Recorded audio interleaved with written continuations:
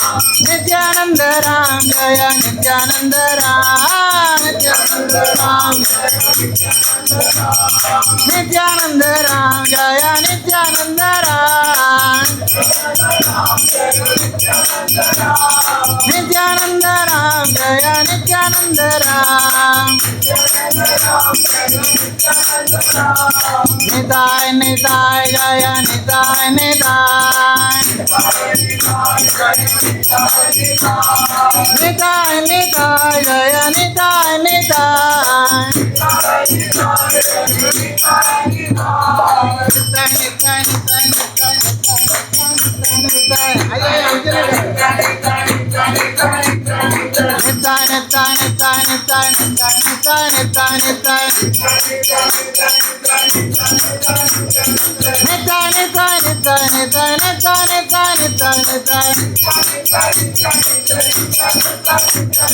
निमाय निताय जय निमाय निताय निमाय निताय जय निमाय निताय गौर निताय जय गौर निताय गौर निताय जय गौर निताय गौरांग गौरांग गौरांग गौरांग गौरांग गौरांग गौरांग गौरांग गौरांग गौरांग गौरांग गौरांग गौरांग गौरांग गौरांग गौरांग जय अभिनंदन गौर हरे गौरा गौरा गौरा रे जय सीताराम लक्ष्मण हनुमान जय सीताराम लक्ष्मण हनुमान सीताराम सीताराम सीताराम सीताराम सीताराम लक्ष्मण हनुमान जय लक्ष्मी नरसिंह जय लक्ष्मी नरसिंह जय बेला नरसिंह जय बेला नरसिंह जय प्रभुपाद जय प्रभुपाद जय प्रभुपाद जय शील प्रभुपाद प्रभुपाद प्रभुपाद प्रभुपाद प्रभुपाद जय शील प्रभुपाद प्रभुपाद प्रभुपाद शील प्रभुपाद प्रभुपाद शील प्रभुपाद प्रभुपाद शील प्रभुपाद हरि बोल हरि बोल हरि बोल हरि बोल हरि बोल हरि बोल हरि बोल हरि बोल हरि नाम संकीर्तन यज्ञ की हरे कृष्ण महामंत्र की सभी भक्तों की जय हो। हम स्वागत करते हैं हमारा इस श्रेष्ठ आत्मानंद और प्रभु जी को। हमारा सौभाग्य है प्रभु जी का टाइम सूट हुआ हमारे लिए, तो आप प्रभु जी आप लोग के लिए आपका संग आप हमको संग देने के लिए प्रभु जी फरीदाबाद जाने का वो भी कैंसिल किया, तो प्रभु जी को धन्यवाद करते हैं बट प्रभु जी का बहुमूल्य समय हमारे लिए दे रहे, तो प्रभु जी को हृदयपूर्वक स्वागत करते हैं। वे लॉर्डली चैंटिंग हरे कृष्णा कृष्णा कृष्णा हरे हरे हरे राम राम राम हरे हरे। His Grace आत्मानंद गौर प्रभु की हरे कृष्ण। बहुत बहुत धन्यवाद है आप लोग को फिर से मतलब बुलाने के लिए और साथ देने के लिए, है ना। मैं 6 साल पीछे चला गया मुंबई में रहने लगता है कि 6 साल में आगे चला गया। ठीक है, तो एजिंग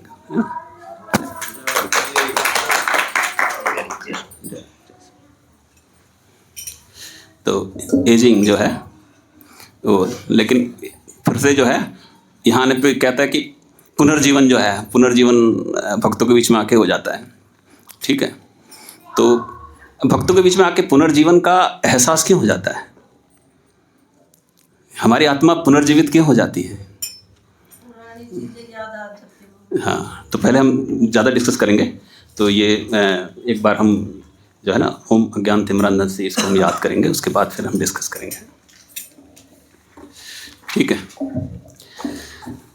ओम अज्ञान तिमिरांधस्य ज्ञानांजनशलाकया चक्षुर्मिलितं येन तस्मै श्री गुरुवे नमः। श्री चैतन्य मनोभीष्टं स्थापितं येन भूतले स्वयं रूप कदा मह्यं ददाति सपदान्तिकं। वन्देऽहं श्रीगुरु श्रीयुतपदकमलं श्रीगुरून् वैष्णवांश्च श्रीरूपं साग्रजातं सहगण रघुनाथान्वितं तं सजीवं साद्वैतं सावधूतं परिजनसहितं कृष्णचैतन्यदेवं श्रीराधाकृष्णपादान् सहगण ललिता श्रीविशाखान्वितांश्च। हे कृष्ण करुणा सिंधु दीनबंधु जगतपते गोपेश गोपिका कांत राधा कांत नमस्तुते। तप्त कांचन गौरांगे राधे वृंदावनेश्वरी वृषभानुसुते देवी प्रणमामि हरिप्रिये। वाञ्छाकल्पतरुभ्यश्च कृपा सिन्धुभ्येव च पतितानां पावनेभ्यो वैष्णवेभ्यो नमो नमः। जय श्री कृष्ण चैतन्य प्रभु नित्यानंद श्री अद्वैत गदाधर श्रीवासादि गौर भक्त वृंद। हरे कृष्णा कृष्णा कृष्णा हरे हरे, हरे राम राम राम हरे हरे।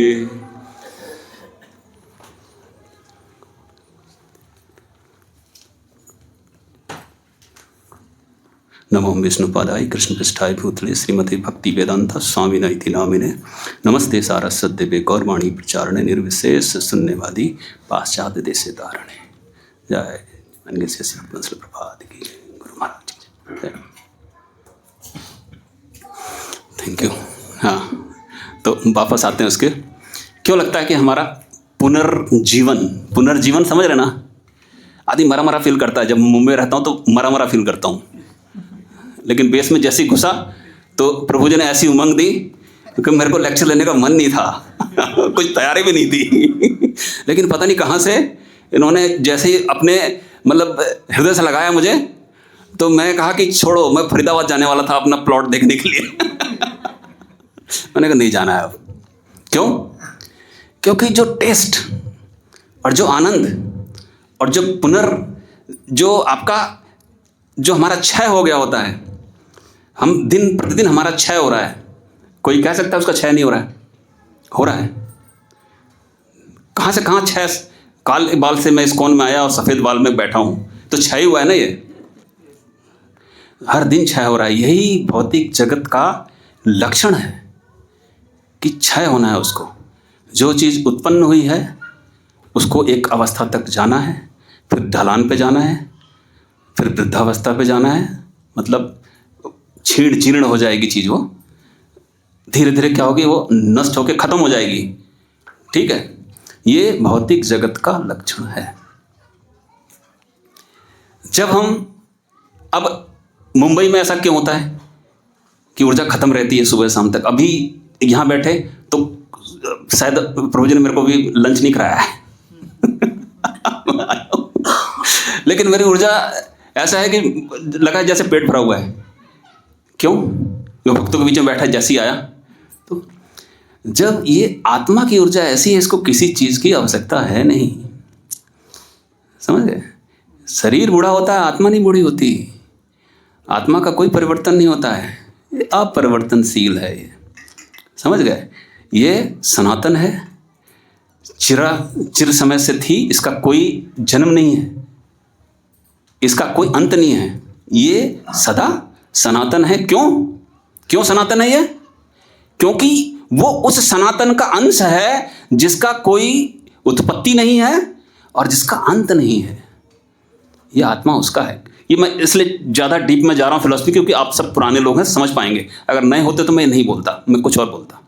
ठीक है? तो कहीं कहीं क्या मिक्स लगेगा, कभी कभी इधर जा रहे हैं, कभी उधर जा रहे हैं, लेकिन आप लोग हैंडल कर लोगे उस चीज़ को।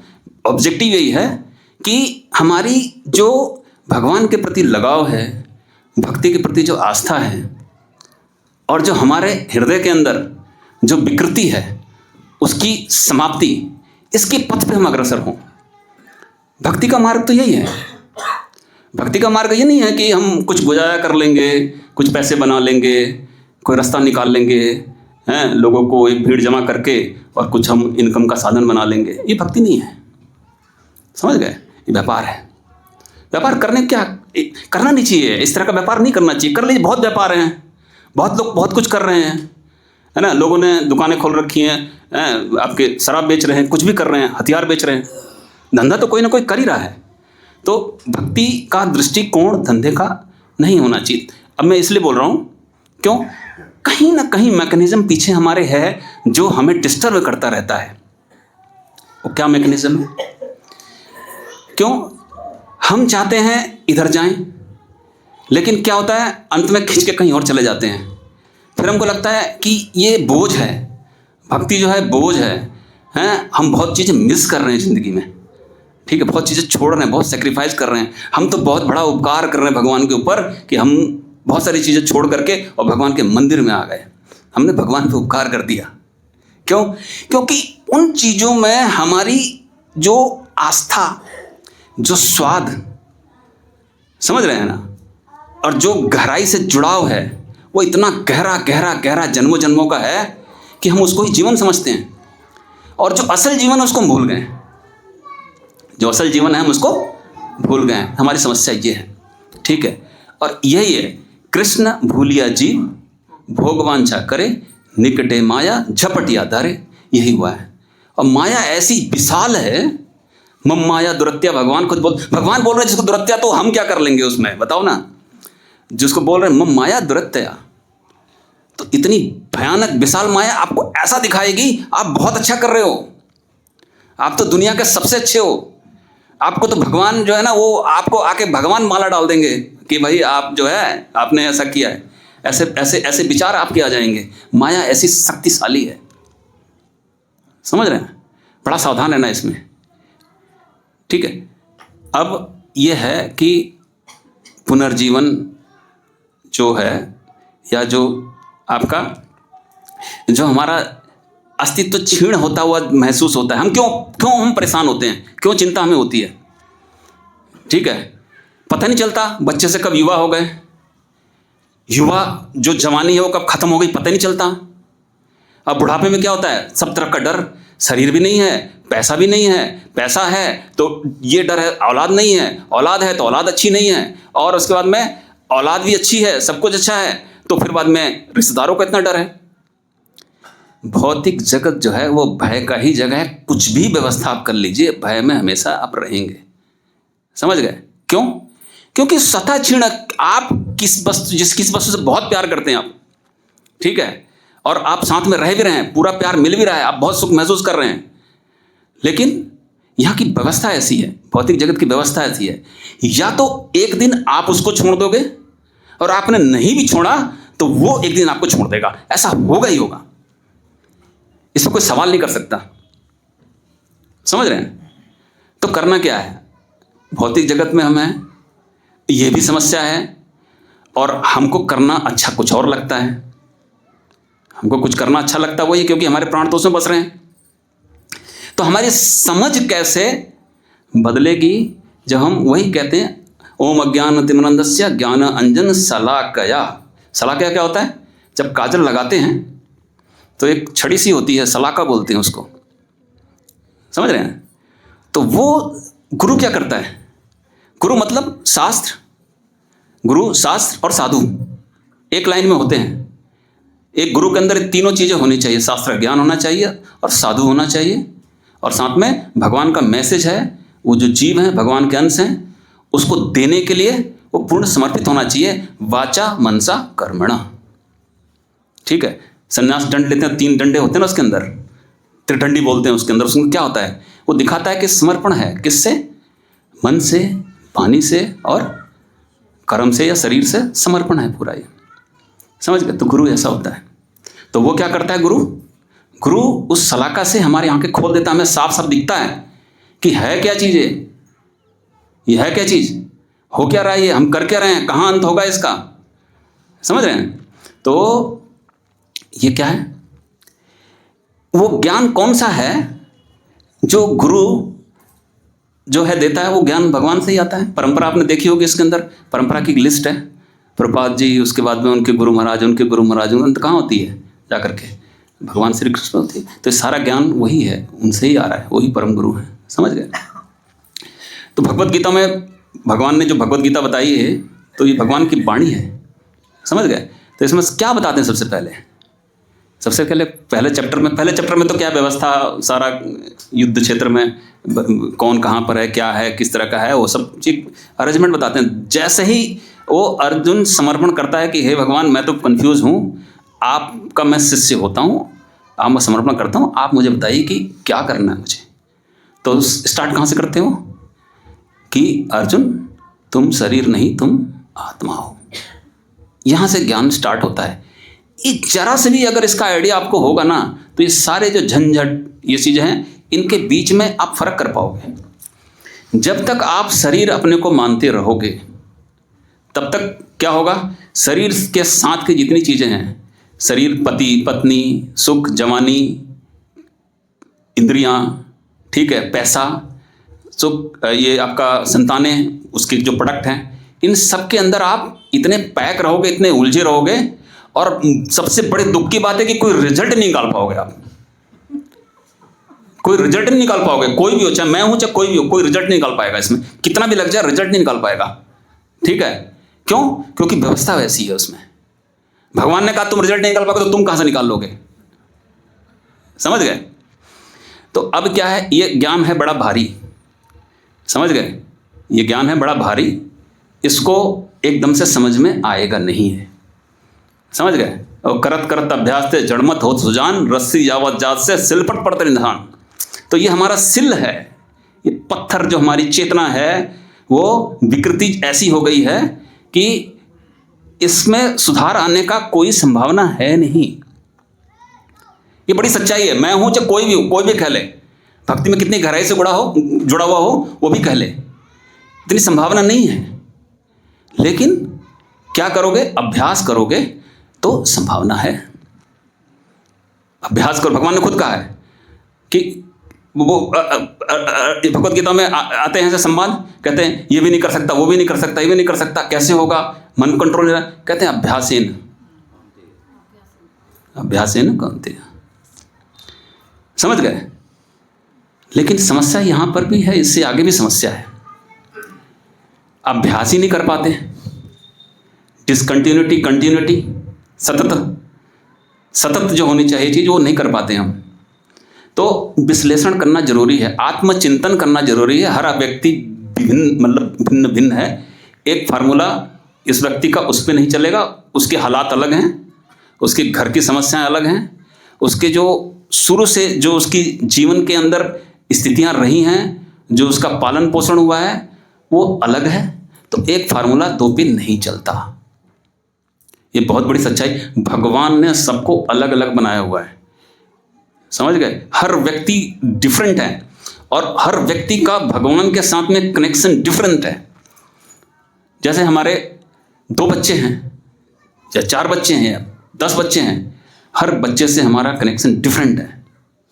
हम थोड़े कहते हैं कि चल ठीक है, ये नहीं है तो वो चलेगा, वो भी चलेगा, वो भी चलेगा, वो भी चाहिए, वो भी चाहिए। भगवान के साथ ही है। भगवान के असंख्य असंख्य जीव हैं, भगवान की संतानें हैं, असंख्य, गिनती नहीं कर सकते, कोटि कोटि। इतनी संतानें हैं और भगवान सबको जानते हैं, जैसे एक बाप जानता है ना, और व्यक्तिगत रूप से जानते हैं। उनका व्यक्तिगत रूप से संबंध है और पूरा आदान प्रदान करते हैं। इसका एग्जाम्पल आप कैसे देख सकते हो? इसका एग्जाम्पल आप देख सकते हो द्वारका में। इसका लाइव एग्जाम्पल, कोई भी शास्त्र कहते हैं ना, टेस्ट कर सकते हो आप उसको। शास्त्र के अंदर कोई बात लिखी हुई है, आपको टेस्ट कर सकते हो फिजिकली, बिल्कुल एक्सपेरिमेंट जैसे ना सोने का टेस्ट होता है कि भाई इसमें अगर कोई भी एसिड डालोगे डिजोल्व नहीं होगा, लेकिन इसमें अमलराज डालोगे तभी कुछ हो सकता है। इसका ये केमिस्ट्री है उसकी, और हर बार सत्य होती है। तो वैसे ही शास्त्रों की बातें एकदम सत्य हैं और इसको आप टेस्ट करना चाहिए। शास्त्रों की बातों को टेस्ट, एक्सपेरिमेंट, जैसे साइंटिस्ट एक्सपेरिमेंट करता है ना, शास्त्रों की बातों के साथ में एक्सपेरिमेंट करना चाहिए। एक बार किसी चीज़ पर फर्म करके और टेस्ट करो, देखो उसका रिजल्ट आएगा आपको।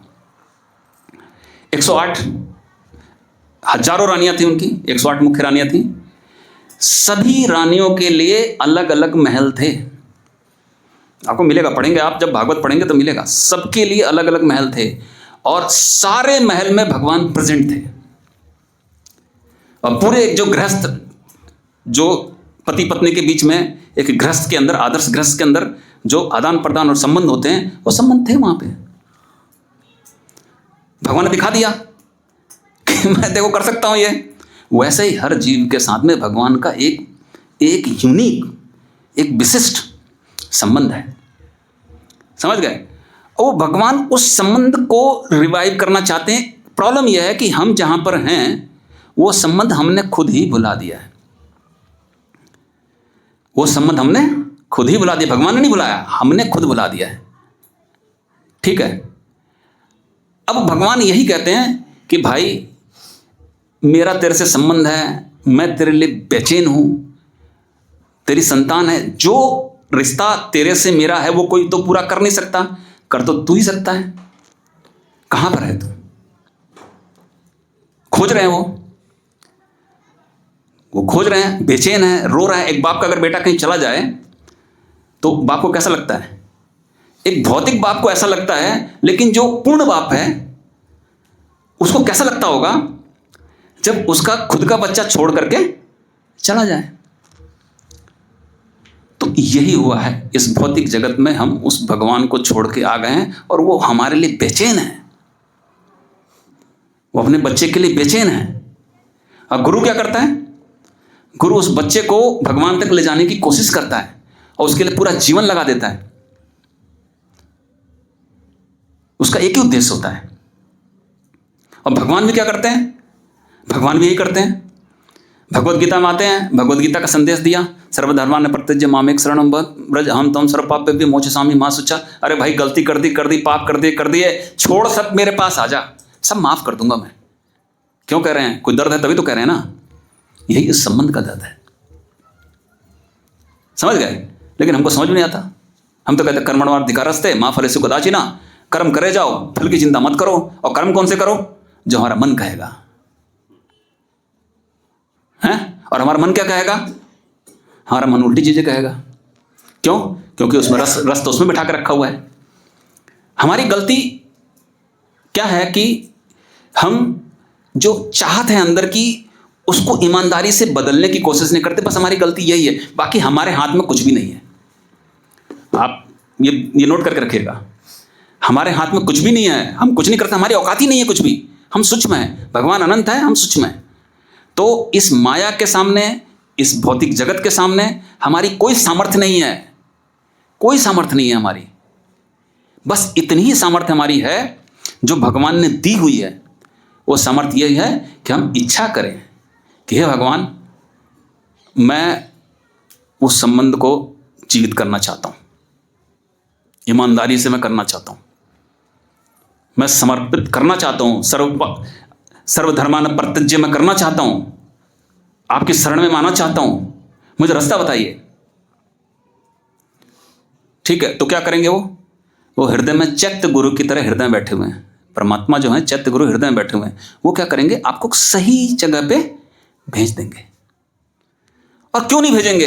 इतना प्रयास कर रहे हैं, आके भगवत गीता बोल रहे हैं, इतना बड़ा महाभारत का युद्ध कराया, चैतन्य सब इसमें भी सीख पाए तो चैतन्य महाप्रभु के रूप में आ गए वो, कि बोलो ठीक है मैं ही करके दिखा देता हूं। जैसे टीचर होता है ना, लिख नहीं पा रहा बच्चा, ए लिख ही नहीं पा रहा, वो ए लिख ही नहीं पा रहा, तो वो कहता है ठीक है, हाथ पकड़ता है उसका, पेंसिल लेता है और बोलता है ए ये देखो मैंने लिख दिया ना बेटा, तुमने तो लिखा है, ये देखो तुमने तो लिखा है। हाँ मैंने लिखा है, लिखा उसने होता है, ठीक है। तो वही दिखा रहे हैं, भक्ति करके दिखा रहे हैं, ठीक है, भक्ति के प्रोसेस करके दिखा रहे हैं, साथ साथ में हो रहे हैं। हम लोग भी कर रहे हैं, मतलब जो उनके पार्षद हैं वो सब कर रहे हैं, हम लोग देख के कोशिश कर रहे हैं। तो ये देखिए इसके पीछे वजह एक ही है। सारे अध्यात्म की जो भी इस भौतिक जगत में हो रहा है, अध्यात्म जगत में इसकी जरूरत ही नहीं है। वो तो संबंध रिवाइव्ड है, वो वहां व्यक्ति भगवान के अलावा कुछ जानता ही नहीं है। अध्यात्म जगत जो है उसके अंदर कृष्णा के अलावा कुछ उसको सूझता ही नहीं है, समझ गए। और सच मामले में देखा जाए तो कृष्णा के अलावा किसी की जरूरत भी नहीं है। जन्मांतस्यता, सबसे पहले जब शुरुआत होती है भागवतम की, जन्मांतस्यता, अरे सब चीजों के जो सूत्र हैं वो कृष्णा है, हर चीज वही देने वाले हैं।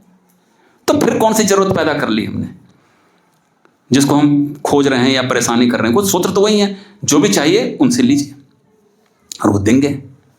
और एक पिता अपने पुत्र को क्या नहीं देता, लेकिन क्या है, उसके लिए हमारी योग्यता होनी चाहिए। योग्यता का तो मापदंड है।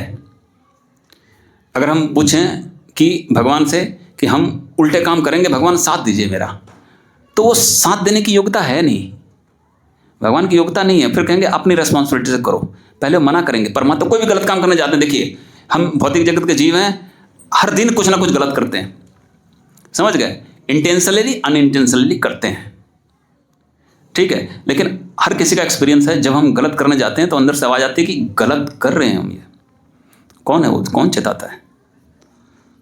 वही परमात्मा, समझ गए, बताते हैं। लेकिन अब जब जिद ही कर लोगे तो क्या करेंगे? कहेंगे ठीक है करो, अपनी जिम्मेदारी पे करो, ठीक है, क्योंकि ये तो लॉ ऑफ कर्मा लगेगा, बोला ही उसने, कर्म लगेगा आपको, क्योंकि ये तो भौतिक जगत का नियम है। तो आप जैसा करोगे, 3 तरह की एक्टिविटीज़ हैं, ठीक है ना। तो तीनों में एक तरह की एक्टिविटी ये है कि विकर्म, अगर उल्टे काम किए तो उसका पाप पैदा होगा, तो उससे कष्ट मिलेंगे, ठीक है। उसके बाद में है आपके सकर्म, जो शास्त्रों के अनुरूप है, वेदों के अनुरूप है, शास्त्रों के नहीं, अब वेदों के अनुरूप है, उसमें पुण्य प्राप्त होंगे, उससे क्या होगा, ऊपर लोक की प्राप्ति होगी। और एक अकर्म, उसका कोई रिजल्ट नहीं होगा, ठीक है, वो है भक्ति। तो बेसिकली ना तो हमें पाप चाहिए, ना तो हमें पुण्य चाहिए। क्यों नहीं चाहिए? लोग, हमें तो पुण्य चाहिए भाई, हमें तो राजा बनना है, हमें तो भोग करने हैं, बहुत हमें तो पूरा राजपाट चाहिए, है ना, सुख समृद्धि चाहिए, बहुत बड़े जो है वो तिजोरी में सोना चांदी रहे तो हमें तभी तसल्ली आती, नींद तो हमें तभी आएगी। अभी तो हमारा प्रयास चल रहा है, ठीक है, हम होंगे कामयाब एक दिन, हम होंगे कामयाब एक दिन, हम होंगे कामयाब एक दिन। ना हमारे परदादा कामयाब हुए, ना हमारे दादा कामयाब हुए, ना हमारे पिताजी कामयाब हुए, ना हम भी नहीं होंगे। सच्चाई तो ये है। कोई हुआ क्या आज तक कामयाब, बताओ? सारे आके चले गए, यहाँ से बड़े बड़े सम्राट आके चले गए, कोई कामयाब हुआ यहाँ पे क्या? कोई नहीं होगा कामयाब यहाँ पे। क्यों? क्योंकि बोल ही रखा उन्होंने कि आओ सजा भोगो जाओ, ठीक है, जन्म मृत्यु जरा व्याधि, ये मिलनी, शरीर मिलेगा तो आगे की चीज़ें प्रोसेस अपने आप चालू हो जाएंगी, ठीक है। तो ये तो रही भूमिका, लेकिन करना क्या है? बात तो ये करना क्या है, ये तो रही फिलॉसफी, करना क्या है? देखो, प्रैक्टिकल चीज़ और थ्योरेटिकल चीज़ में बहुत डिफरेंस है। ये थ्योरी थी, ये सब पता है हमको, लेकिन प्रैक्टिकली हम इसमें कुछ कर नहीं पाएंगे, तो चाहिए इतना ज्ञान जानने के बाद में हम प्रैक्टिकली कुछ कर नहीं पाएंगे। क्यों? क्योंकि हमारे काम करने का जो पैटर्न है, हमारे काम करने का जो तरीका अब तक बन चुका है, उसको सूट करने वाली कोई चीज़ जो हमारे सोचने का ढर्रा बन चुका है, उस तरीके से कोई चीज़ बताई जाएगी तो तब हम उसको अडॉप्ट कर पाएंगे। इसलिए तो इसने स्कूल कॉलेज खोले गए हैं। क्यों? बच्चे को ट्रेनिंग दी जाती है, छोटे से ABCD दिखाई जाती है, उसके दिमाग में पैटर्न वो चीज़ आए, फिर बड़े बड़े वर्ड्स आते हैं, फिर बड़ी बड़ी किताबें आ जाती हैं, फिर बड़ी बड़ी कॉम्प्लेक्स प्रॉब्लम्स जाती हैं, फिर वो इंडस्ट्री में जाता है या फिर टीचिंग में जाता है, उसको वो करता है। तो पैटर्न ऐसा है, क्योंकि हम इवॉल्व करते हैं। ये बहुत बड़ी सच्चाई है। तो ऐसा सोचना, तो अंडरस्टैंडिंग को डेवलप करना है प्रैक्टिकल तरीके से, सिर्फ थियोरेटिकल नहीं रहना है भक्ति में।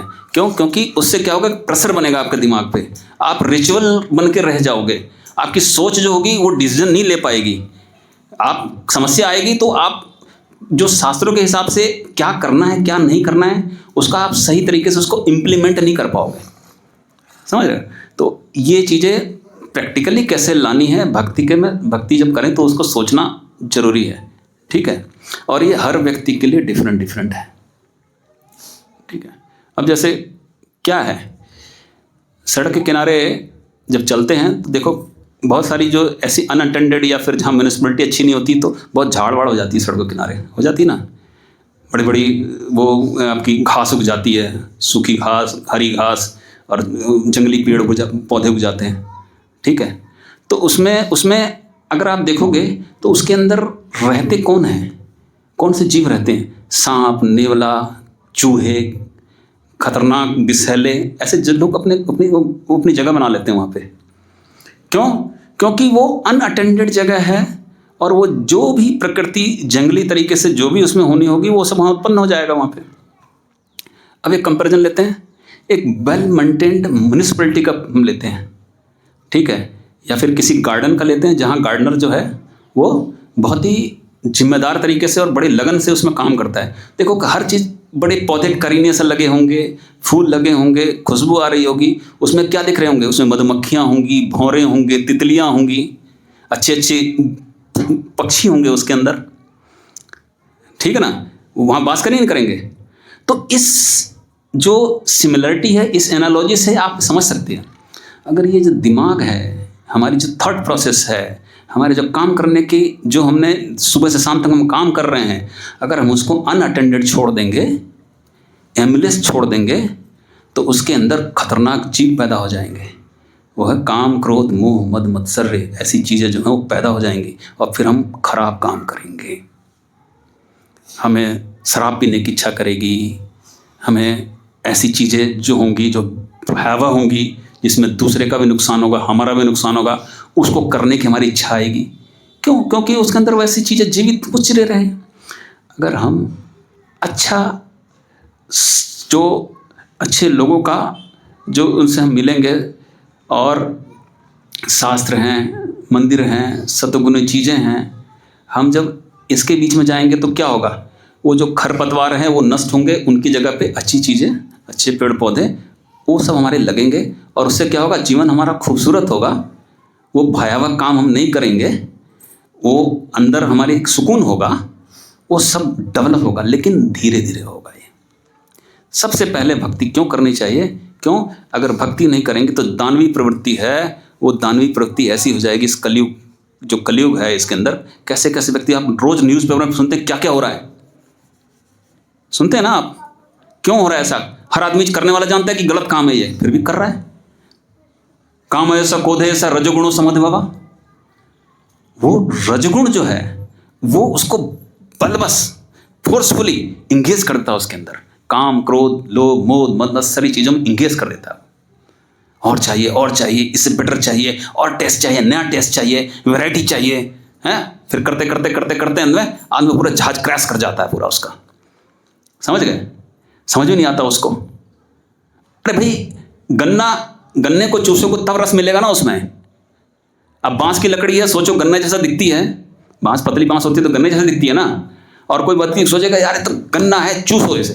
अब मैं इसमें दम ला के चूस लूंगा रस, इसमें चूसेगा तो रस मिलेगा उसमें, उसको मुंह फट जाएगा उसका। और अब सोचो मजा लेना है, मेरे को मजा लेना है, ये तो मटेरियल, ये पता है इसे मजा आएगा, मिलेगा इसमें। क्यों? क्योंकि आप शरीर नहीं, आप आत्मा हो। और मजा किसकी जरूरत है?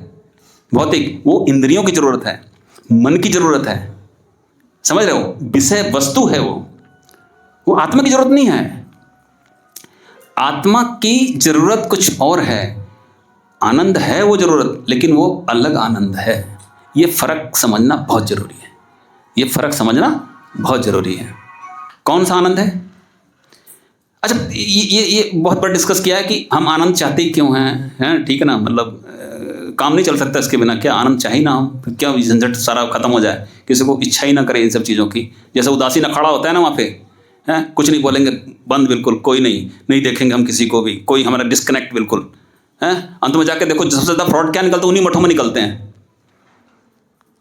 मैं किसी पर आरोप नहीं लगा रहा, ठीक है। एक्चुअली क्या होता है कि जब नया आदमी होता है ना तो सबको एक ही समझ लेता है, कि इस्कॉन, दूसरे मठ और ये सब एक ही हैं, लेकिन जो ट्रेनिंग का प्रोसेस प्रभुपाद जी ने दिया हुआ है और जो चीज़ बताई उन्होंने, कैसे कैसे लोगों को भक्त बना दिया उन्होंने, क्या प्रोसेस है ये सोचिए आप। आपको पता है ना हिप्पीज इस्कॉन की, आज जो इस्कॉन जिन्होंने फाउंड किया, जिन्होंने किताबें लिखी, जिन्होंने इस्कॉन को ड्राइव किया और आज यहाँ तक लाए, हम बैठ करके इसको देख पा रहे हैं, वो लोग, उनमें से ज़्यादातर लोग कैसे थे जिनको प्रभुपाद जी ने ब्राह्मण बना दिया। ब्राह्मण मतलब शुद्ध भक्त बना दिया। कैसे लोग थे वो? हिप्पीज थे। अब वो कहानी वानी सब पता है आप लोगों को, या फिर नहीं पता तो देख लीजिएगा, उसमें ज़्यादा डिस्कस नहीं करेंगे। ये ट्रांसफॉर्मेशन की प्रोसेस है, भक्ति, शुद्ध भक्ति की ट्रांसफॉर्मेशन की प्रोसेस है। ट्रांसफॉर्मेशन इसी तरह से होती है, ये बहुत बड़ी सच्चाई है, आप करके खुद देखिए। लेकिन ट्रांसफॉर्म करने के लिए आदमी की इच्छा होनी चाहिए, ईमानदार होना चाहिए, समझ गए? ऊपर ऊपर से करेंगे तो कुछ नहीं होगा। इस्कॉन में बहुत कुछ लोग जो हैं दुष्प्रचार करते रहते हैं, इस मूवमेंट को ख़त्म करने के लिए लोग कोशिश करते रहते हैं, और बहुत सारी चीज़ इसी में लोग निकल के इसी कपड़े को पहन करके और गालियाँ देते रहते हैं, यूट्यूब पे डालते रहते हैं।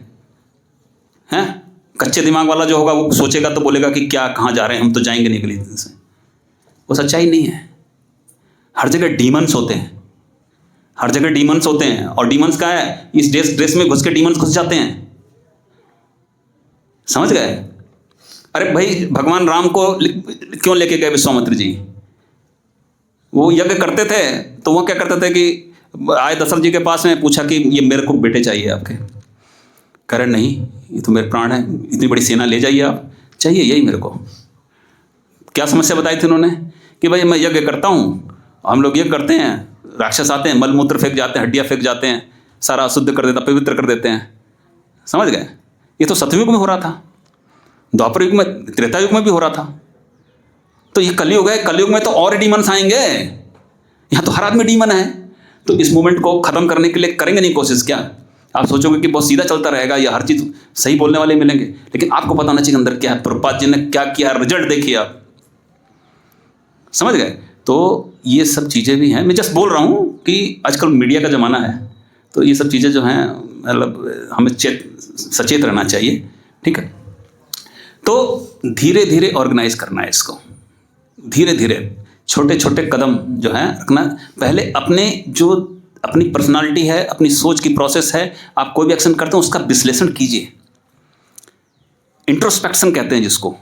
इवन कोई बड़ा आदमी, कोई महान आदमी बनता है तो उसकी प्रोसेस यही रहती है, अपने आप नहीं कोई पैदा होती महान बन जाता है। इंट्रोस्पेक्शन की अंतर जो आपकी दृष्टि है उससे देख करके, अंतर आपका जो अवलोकन है, अंतरावलोकन बोलते हैं जिसको हिंदी में, वो आपको करना चाहिए। हर किसी उम्र का है, किसी अवस्था में है, कोई भी काम कर रहे हैं, आप अपना अंतरावलोकन ईमानदारी से कीजिए और बोलिए, देखिए कि शास्त्र ने क्या कहा हुआ है इसके संबंध में, या फिर जो सिद्ध पुरुष हैं महाजन ये तो गत संबंध था, तो इस पे जो महाजन लोग थे ऐसे आए थे तो उन्होंने क्या किया था, क्या वो मेरे में लागू होता है?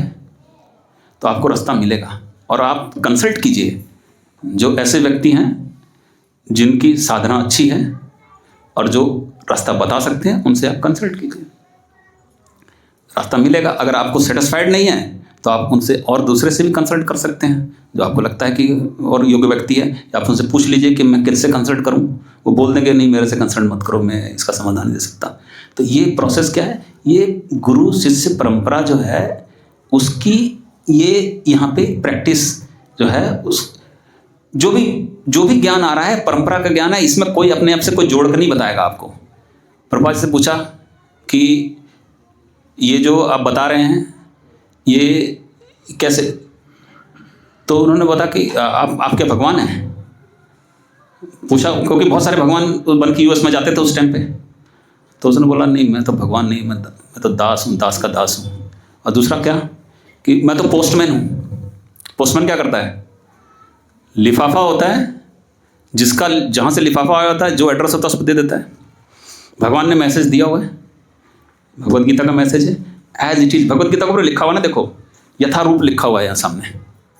यथारूप का मतलब कोई बदलना नहीं है, इसको चेंज नहीं करना, जरूरत नहीं है। अरे भगवान ने बोला किसकी औकात है इसमें कुछ ऐड कर दे, कुछ डिलीट कर दे इसके अंदर से, हैं? जो क्रिएटर है हर चीज़ का, उसने बोला है इसमें। तो यथारूप यथारूप का जब हम पालन करते हैं तो वो परंपरा हुई, जो भगवान ने बताया वही हम बताएंगे आगे, उसको आगे वही बताएंगे, वही रिपीट करना है। प्रभुपाद जी कहते थे अपने जो शुरुआत की, जस्ट वोमिट, जो मैंने कहा वही बोल के उल्टी करो जा करके, बताओ लोगों को, जरूरत ही नहीं है, उन्होंने ऑलरेडी सारा कुछ। प्रभुपाद जी खुद कहते थे कि मैं थोड़े लिख रहा हूँ इसको तो खुद भगवान मुझे प्रेरणा देते हैं, मुझे कृष्णा बताते हैं, मैं तब मैंने लिख रहा हूँ, किताब इतनी लिखी उन्होंने, समझ गए। तो ये शुद्ध चीज़ है, शुद्ध प्रोसेस है। तो मनगढ़ंत कुछ नहीं करना है, मनगढ़ंत कुछ नहीं करना है। मनगढ़ंत करेंगे तो शॉर्टकट अपनाएंगे तो शॉर्टकट में खत्म हो जाता है आदमी, समझ गए। कभी को होता ना कि वो शॉर्टकट रास्ता पकड़ लेते हैं, ऐसे जाते हैं, आगे से गेट ही बंद मिलता है और पीछे वाला भी गेट बंद हो जाता है। किसी कॉलोनी में गए तो आप बैठे रहिए उसी में, सिक्योरिटी वाले खोजिए, ठीक है। तो शॉर्टकट नहीं लेना, जैसा कहा है अभ्यास करना। कोई भी परफेक्ट नहीं है, ये लिख लीजिए। मैं बैठा हूँ तो हो सकता हो कि मेरे मतलब बहुत बुरी हालत हो मेरी, परफेक्ट कोई नहीं है। क्यों? क्योंकि भौतिक जगत में जो रहेगा वो परफेक्ट रहेगा ही नहीं। हम प्रयास कर रहे हैं, लेकिन प्रयास ईमानदार होना चाहिए, ऑनेस्ट होना चाहिए। गलतियाँ 50 होंगी, ठीक है। तो अंडरस्टैंडिंग जो है वो डेवलप करनी है। क्या डेवलप करनी है? अंडरस्टैंडिंग। अंडरस्टैंडिंग ये डेवलप करनी है कि जो परंपरा द्वारा बताई गई चीज़ें हैं, जो गुरु ने चीज़ें बताई हैं, और जो ये पुस्तकें हम पढ़ रहे हैं इसके अंदर जो चीज़ें बताई गई हैं, ठीक है, उसको जीवन में प्रैक्टिकल तरीके से हम उतार सकें, ठीक है, प्रैक्टिकल तरीके से उतार सकें। देखिए इसमें भी है प्रैक्टिकल तरीके। क्या करना है? अनुकरण और अनुगमन। समझ रहे बात को? 2 चीज़ें होती हैं। एक तो है कि जैसा बताया तो उसका प्रयास करना है कि उस टाइप का करना, और दूसरा होता है जैसा बताया वो जैसा करा है उसका नकल करना। नकल नहीं करना है, नकल नहीं करना है। नकल करोगे तो घर में होगी लड़ाई। क्यों? क्योंकि घर के अंदर 4 मेंबर हैं, आप भक्ति कर रहे हो, सबका लेवल अलग अलग है, सब अलग अलग ग्रहों से आए हुए हैं, अलग अलग ब्रह्मांड से आए हुए हैं सारे, आज दिख रहे परिवार के अंदर ये, लेकिन असल क्या है? सब अलग अलग ब्रह्मांड से आए हुए हैं। ब्रह्मांड भर में थे कौन भागमान जीन, गुरु कृष्ण कृपा पाए भक्ति लता बीज। तो अलग अलग ब्रह्मांड से, चेतन महाप्रभु कहते हैं अलग अलग ब्रह्मांड से हम आए हुए हैं, तो सबकी अलग अलग वो हैं। तो उसको प्रैक्टिकल तरीके से अगर हम अकोमोडेट करेंगे तो तभी हम आगे बढ़ पाएंगे। हो सकता हो कि कोई 10 साल आगे ना बढ़े, लेकिन हो सकता है कि वो 11वें साल में इतना आगे बढ़ जाए कि आप उम्मीद भी ना करो कि ये ऐसा था। समझ गए बात को? हृदय परिवर्तन कब किसका हो जाए, लेकिन क्या प्रयास चलते रहना चाहिए, ये सब चीज़ें हैं। तो कुछ प्रैक्टिकल चीज़ें ये हैं। और अब ये आता है कि जो अंडरस्टैंडिंग हमने मान तो लिया कि ठीक है हम शरीर नहीं है, हम आत्मा है, समझ गए, और हम जो भक्ति के नियम है उसका हम पालन कर रहे हैं, ठीक है। और उसके बाद में हमें महसूस ही नहीं हो रहा कि हमारा कुछ प्रगति हो रही है, हमें महसूस नहीं हो रहा कि प्रगति हो रही। भाई लगना चाहिए ना। आज मैंने अगर 10वीं में एडमिशन लिया तो 10वीं का पास करके 1 साल बाद में फिर मैं 11वीं में चला गया, 11वीं पास करके 12वीं में चला गया, और आपको लग रहा है कि आप तो 10वीं में बैठे हुए हैं, समझ गए। तो ये ऐसा क्यों हो रहा है? ऐसा क्यों हो रहा है? देखिए, आप जब भी भक्ति की हम प्रोसेस करते हैं तो ये जो है डिस्प्लेसमेंट या विस्थापन बोलते हैं इसको, होता है। कभी हवाई जहाज में बैठे हैं हम जैसे, तो क्या दिखता है? हवाई जहाज में जो नीचे का एरिया है वो वहीं रुका हुआ दिखता है ना। जितने लोग बैठे होंगे महसूस होता है कि वो रुका हुआ दिखता है, लेकिन असल में हवाई जहाज की स्पीड कितनी होती है? 800 किलोमीटर घंटा। बंदूक की गोली भी इतनी तेज नहीं चलती है 200 एक तरह से वो देखा जाए तो लेकिन दिखता नहीं है। जब भी ये हम इसका आश्रय लेते हैं, भक्ति का आश्रय लेते हैं, और जो चैंटिंग करते हैं या भगवत गीता पढ़ते हैं, तो हमारा जो आध्यात्मिक स्पेस है, आध्यात्मिक आकाश है, उसके अंदर जो विस्थापन होता है वो बहुत तेज़ी के साथ में होता है। शायद हमें महसूस न होता हो, समझ गए? क्यों?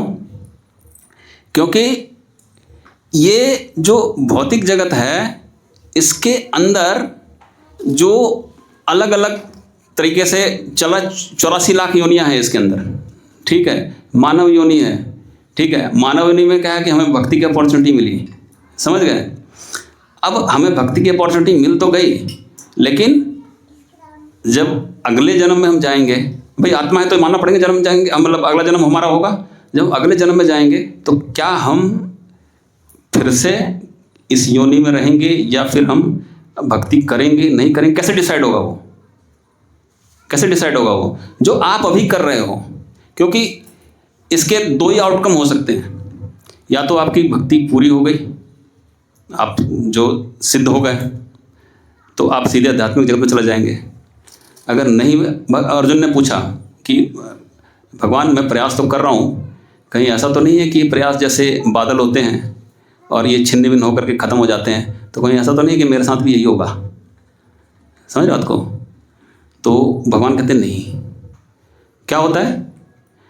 भक्ति हम जितनी हम कर लेते हैं, जितने कदम चल लेते हैं, हम उससे पीछे कभी नहीं जाते। ये बहुत बड़ी सच्चाई है, समझ बात को? जितना हमने कर लिया उससे पीछे हम नहीं जाएंगे, तो क्या होगा? अगले जन्म में जाएंगे तो फिर हमें वहीं से अपॉर्चुनिटी मिलेगी। और भक्ति किस योनि में पॉसिबल है? मानव योनि में पॉसिबल है। ये तो ग्रांटेड है कि आप मनुष्य योनि में जाएंगे ही जाएंगे, पशु योनि में या दूसरी योनि में नहीं जाएंगे। गारंटेड, अगर कोई भक्ति कर रहा है तो ये गारंटेड है, समझ गए? फिर वहाँ से आगे का आपको चांस मिलेगा, ठीक है। तो अब ये है कि नुकसान हमें बिल्कुल नहीं है इसमें। भक्ति करेंगे तो चाहे यहाँ पे चाहे अगले जन्म में, है ना, और पूर्ण हो गई तो हम जो है वो भगवान के पास ही को, नुकसान हमारा इसमें नहीं है। लेकिन इस चीज़ का भरोसा जो है वो बिठाना पड़ेगा दिमाग में। कभी होता ना कि हम कर क्या रहे हैं, इसका मतलब क्या है। हम ये यहाँ आ रहे हैं, यहाँ पे मंदिर में या फिर बेस में आ रहे हैं, ठीक है, क्लास अटेंड कर रहे हैं, भगवत गीता कर रहे हैं, पढ़ रहे हैं, चैंटिंग कर रहे हैं, सब कुछ कर रहे हैं, लेकिन क्या मिल रहा है हमको? कुछ होता ना, रिजल्ट नहीं मिलेगा तो कौन करेगा? भाई आगे प्रयास नहीं करेगा ना उसका। तो ये सोच के चलना है कि क्या आपको मिल रहा है, ये आपको क्लियर होना चाहिए, ठीक है। अब आती है बात आगे इसमें कि ठीक है, मैं उस लेवल का नहीं कर पा रहा, समझ रहे बात को, कि जिस लेवल का भी हम एक दूसरे को देखते हैं, ठीक है, ये प्रभु जी तो बहुत अच्छा कर रहे हैं, या फिर मैं ये सब बेसिक बातें बता रहा हूँ। क्योंकि मैं ज़्यादा थ्योरी जो है ना, मैं बताने का उसमें नहीं हूँ कि भाई मैं आपको फिलॉसफी बताऊँ। मैं थोड़ी प्रैक्टिकल चीज़ें बता रहा हूँ, क्योंकि आदमी यही फिसलता है, इन चीज़ों में फिसलता है आदमी, ठीक है ना। ये दिमाग में बात आती है तो फिर थोड़ा थोड़ा मन उसका इधर उधर होता है और फिर वो दूसरी जगह इंगेज हो जाता है। तो मैं जैसा आपको बताने की कोशिश कर रहा हूँ कि ये जो चीज़ें हैं ये आपको डिस्टर्ब अगर कर रही हैं या फिर करेंगी, या फिर कभी ऐसी स्थिति आती है, तो अल्टीमेटली कुछ तो आधार होना चाहिए ना सोचने का कि भाई बाहर बोलते हैं लोग, अरे हरे कृष्णा कर रहे हो, क्या मिलेगा हरे कृष्णा करने से? नहीं बोलते ना, हरे कृष्णा, ये तो हरे कृष्णा वाले हैं, क्या करते हैं, काम धाम कुछ है नहीं और खाली जो है ये हरे कृष्णा करते रहते हैं। और उनको नहीं पता कि क्या मिल रहा है। तो बोलोगे नहीं इसमें कहाँ मजा तो तुमको, हमें तो बोलोगे ना कि ब्रह्मभूत प्रसन्नात्मा न सोचिते न कांचती, हम तो ब्रह्मभूत प्रसन्नात्मा हैं या बन जाएंगे। कह रहा यार तो छोड़ना बाद में, यहाँ पे पहले मुझे इधर को लंच करने दे, यहाँ पे जो है ये आपका रेस्टोरेंट में, अभी आत्मा प्रसन्न तो मेरी यहाँ होगी लंच करने के बाद में समझ बात को। तो ये चीज़ अब भी क्या सोचोगे, चलो ठीक है यार, ब्रह्मभूत प्रसन्नात्मा तो बाद में होंगे, पहले प्रसन्नात्मा हो जाते हैं, ठीक है, हम भी करते हैं, चल ठीक है, चलो चलते हैं। तो जरूरी है वो भी, मैं ऐसा नहीं कह रहा कि आप सब चीज़ें छोड़ करके और ये सारा कुछ जरूरी हो भी, लेकिन क्या है, मेडिसिन की तरह मेडिसिन होती है ना, मेडिसिन बहुत सारी होम्योपैथिक मेडिसिन सुनोगे तो क्या होगा, नक्स भूमिका जानते क्या होता है? नक्स भूमिका धतूरा होता है, और धतूरा खा लोगे तो क्या होगा, आदमी पागल हो जाता है। कनक कनकते सौगुना मादकते आदि क्या पढ़ते थे ना हिंदी में, वो धतूरा होता है कि उसमें कहते हैं उसमें जो मादकता आती है सोने की मात्रा ज़्यादा होती है, लेकिन वो धतूरा जो होता है आदमी पागल हो जाता है। लेकिन उसी धतूरे की दवा है नक्स भूमिका, वो आदमी को होम्योपैथिक की डोज बना के दी जाती है, तो वो जिसका पागलपन होता है वो पागलपन उतर जाता है। किसी के सिर में कोई माइग्रेन होती है तो माइग्रेन खत्म हो जाता है उसका। डोजेस हैं ये। तो करना है सारी चीज़ें, भौतिक जगत की सारी चीज़ों को छोड़ नहीं सकते आप, लेकिन डोज उतनी लो, समझ गए बात को, परिवार के साथ में कि जिससे वो विद्रोह ना करे। समझ बात को। अगर फैमिली के अंदर 2 लोग हैं, ठीक है, एक अलग रास्ते पे चल रहा है और आप भक्ति के रास्ते चल रहे हैं, आप उसको छोड़ देंगे तो इतना ज़्यादा बागी हो जाएगा वो कि फिर बाद में आपको यहाँ आना मुश्किल कर देगा। समझ बात को।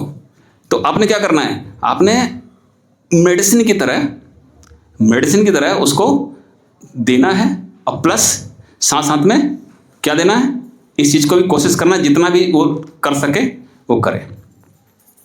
तो ये प्रैक्टिकल देखो, बहुत सारे तो डिवोटी जैसे हैं कि जिनमें सभी के सभी जो है ना वो भक्त हैं, अच्छे से कर रहे हैं, सारा कुछ कर रहे हैं। बहुत सी जगह पे ऐसा भी होता है कि 2 होते हैं, 2 नहीं होते हैं, समझ गए। और उसमें बड़ी फाइटिंग होती है और बहुत हालत ख़राब हो जाती है उसमें। इवन हस्बैंड वाइफ में क्या होता है, डाइवोर्स की स्थिति आ जाती है, ठीक है। हस्बैंड वाइफ में भी क्या है कि अब अच्छे समझदार इवन इस्कॉन में भी हैं, हालांकि मैं इतना काबिल नहीं हूँ मैं बोल सकूँ, इतना एक्सपर्ट नहीं हूँ। इस्कॉन में भी इशूज आ जाते हैं, लेकिन ठीक है, जब प्रैक्टिकल बात हो रही तो प्रैक्टिकल बात बोलते हैं उसमें, हैं, समझ गए। तो देखिए, हर कोई इंडिविजुअल है, उसका अपना इंडिविजुअल इंटरेस्ट है, और वो अपने इंटरेस्ट को ही फॉलो करने इस मटेरियल जगत में आया, क्योंकि उसने सबसे बड़ा इंटरेस्ट कृष्णा का था, वो छोड़ के इधर आया है, समझ गए। तो अब आप सोचोगे कि यार तुम इंटरेस्ट छोड़ो, ये माला पकड़ो और उसके बाद में हरे कृष्णा करो, अपना सारा इंटरेस्ट छोड़ दो। बोला क्यों भाई, बोलेगा नहीं बोलेगा आपको, क्यों भाई हैं, या तो आप उसकी कराओ ये जो आपका 10 डेज 7 डेज में भाई गॉड एग्जिस्ट, और उसके बाद में आपका हैप्पीनेस और ये सारा चीज़ बताओ उसको। वो करने आएगा तब बताओगे ना उसको, वो आएगा भी नहीं उसमें। तो ऐसे केसेस अगर हों तो उसमें क्या करना है, जस्ट मेडिसिन, समझ गए। सिस्टम साथ में रख के चलना है, सबसे बड़ी चीज़ है सिस्टम साथ में रख के चलना है। आपका उदाहरण ऐसा नहीं होना चाहिए जो एक भौतिक व्यक्ति हंसे आप पे। आपको अपने हालात ऐसे नहीं पैदा करने कि एक भौतिक व्यक्ति बोले इधर देखो ये इस्कॉन वाले हैं, ये सब इनके ऐसी स्थिति है। क्यों? हम अपनी मूर्खता की वजह से, अपनी अहंकार अडिगता की वजह से, और कुछ हमने ऐसे कंसेप्ट बना लिए होते हैं, समझ गए, कि ऐसी पे चलना है, तो उससे मामला खराब हो जाता है। अपने केस में भी ऐसा है, मतलब अगर आप किसी काम को नहीं कर पा रहे हो और फिर आप सोचते हो कि यार अब तो मैं गया हूँ, मैं तो जो है बोलना पड़ेगा, 16 माला करता हूँ, ये करता हूँ, ऐसा करता हूँ, समझ गए बात को। तो अगर कहीं पे कोई इशू है तो जो आपका कॉन्फिडेंशियल हो, सबसे बड़ी चीज़ है कि अगर कभी भी कोई डिस्कस करते हो और आपसे कोई कॉन्फिडेंशियल बात कह दी किसी ने आपको, तो उसको शेयर नहीं करना दूसरे से। क्यों? अगर आपको कॉन्फिडेंस में किसी ने अपने दिल की बात बता दी, देखिए व्यवहार में क्या, हम एक परिवार हैं, इस्कॉन प्रभुपाद जी का परिवार है। नया व्यक्ति जो भी इस्कॉन में आता है, प्रभुपाद जी का गेस्ट होता है, फिर एक परिवार बन जाता है। गुरु इनिशिएट करता है, तो आगे क्या होता है, उसके हम गुरु भाई मतलब सारे हो जाते हैं ना, तो उसकी संतानें हैं, हम हमारे फादर हैं, गुरु इज़ आवर फादर, और उसके जितने भी इनिशिएटेड हैं वो क्या हों, उसकी संतानें हैं। तो हम क्या, वो रिलेटिव हो गए ना, बेसिकली हम सब आध्यात्मिक रिलेटिव हो गए इनिशिएशन के बाद में। इवन जो लोग आ भी रहे हैं वो प्रभुपाद के गेस्ट हैं, इनिशिएटेड नहीं हुए, प्रभुपाद के गेस्ट हैं, ठीक है। तो गेस्ट के साथ में भी एक इंटीमेसी का है। तो अगर कोई आपको पहली चीज़ है कोई शेयर कर दे कि हाँ मेरी ये प्रॉब्लम है, इसका समाधान मैं चाहता हूँ, तो सबसे पहले बात है कि कॉन्फिडेंशियलिटी को मेंटेन करना। अगर आपने कॉन्फिडेंशियली ब्रेक कर दिया तो उसका बहुत बड़ा नुकसान होगा उसको। पहली चीज़ है कॉन्फिडेंशियलिटी को मेंटेन करना, और दूसरी चीज़ है कि उस कॉन्फिडेंशियलिटी का बहुत सारे लोग एडवांटेज लेते हैं। किसी ने आपकी वह चीज़ बता दी, अब उसका वो फ़ायदा उठाएगा, तो वो क्या होगा, डर खड़ा कर देगा, वो कभी भी शेयर ही नहीं करेगा अपनी चीज़ें, समझ गए बात को। तो ये भी नहीं होना चाहिए। क्यों? अब ये क्यों? क्योंकि आपके पास बड़ी भारी जिम्मेदारी है, बड़ी जिम्मेदारी है। क्यों? क्योंकि आप किसके लिए काम कर रहे हो, for whom you are working, किसके लिए काम कर रहे हो, आप मैसेज लेके जा रहे हो, भगवत गीता के अंदर भगवान ने क्या कहा, जो मेरे मैसेज को दूसरे को देता है वो मेरा सबसे प्रिय है। तो भगवान का मैसेज दे रहे हो, भक्ति का मैसेज, तो भगवान का मैसेज है ना, आप भगवान के लिए काम कर रहे हो। और उसके अंदर अगर आप बदमाशी करी किसी ने, तो वो फिर तो बहुत ही ज़्यादा गुनाह होगा ना। तो वो चीज़ है कि अगर कोई डिवोटी अपनी कॉन्फिडेंस या अपनी समस्या बताता है तो उसको तो कॉन्फिडेंस रखना है, दूसरा है समाधान निकाल पाए, नहीं तो फिर उसको सजेशन जो भी देना है और उसका मिसयूज़ नहीं करना है, ठीक है। और बाकी सिस्टम के अंदर जो चीज़ें हैं, अब बहुत सारे, मैं इसलिए बोल रहा हूँ कि बहुत सारे जगह पे मिल रहा हूँ, क्योंकि हालांकि बहुत रिलेवेंट नहीं है बोलने का यहाँ पे, लेकिन मैं जस्ट अवेयर कर रहा हूँ क्योंकि आप पुराने लोग हैं। पुराने लोग तो क्या होता है कि वैल्यू एडिशन करना है, होता है ना वैल्यू एडिशन। अच्छा, वैल्यू एडिशन क्या, थोड़ा वैल्यू में बोलते हैं। हमारी किसी को ज़रूरत क्यों है, मैं आपको तवज्जो क्यों देता हूँ, मैं आपको तवज्जो क्यों देता हूँ, इसके पीछे कौन सा सिद्धांत काम करता है। एक आदमी दूसरे को तवज्जो देता है, किसी को नहीं देता है, तो इसके पीछे कौन सा सिद्धांत काम करता है। यस, अगर मैं किसी के लिए वैल्यू ऐड कर पाऊंगा तो वो जिस बंदे को मैं वैल्यू ऐड करूंगा वो मुझे तवज्जो देगा, नहीं तो कोई क्यों तवज्जो देगा। तो दुनिया में सबसे बड़ी जो चीज़ है, ये ध्यान रखना कि हम जहां भी जाएं वैल्यू ऐड करें। आज लोगों की नौकरियां चली जा रही हैं, 40 साल की उम्र में लोग को नौकरी से बाहर कर दे रहे हैं।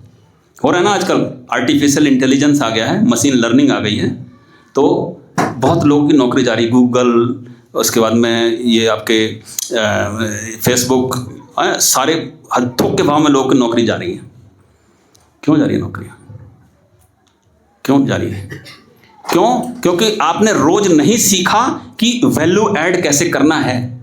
आप सिर्फ क्या करते रहे, मैकेनिकली जाके वहाँ काम करते रहे। आपने कोई अपनी लर्निंग अपडेट नहीं किया, आपने अपने कंपनी को आपको ज़रूरत होनी चाहिए वो चीज़ क्रिएट ही नहीं करी। होता है ना, एक्सपर्टाइज जो था क्रिएट करना था, आपने क्रिएट ही नहीं किया वो। तो जो वैल्यू एडिशन है, वो अगर वैल्यू एडिशन नहीं करोगे, एक दिन आप क्या होगे, सिस्टम से बाहर हो जाओगे।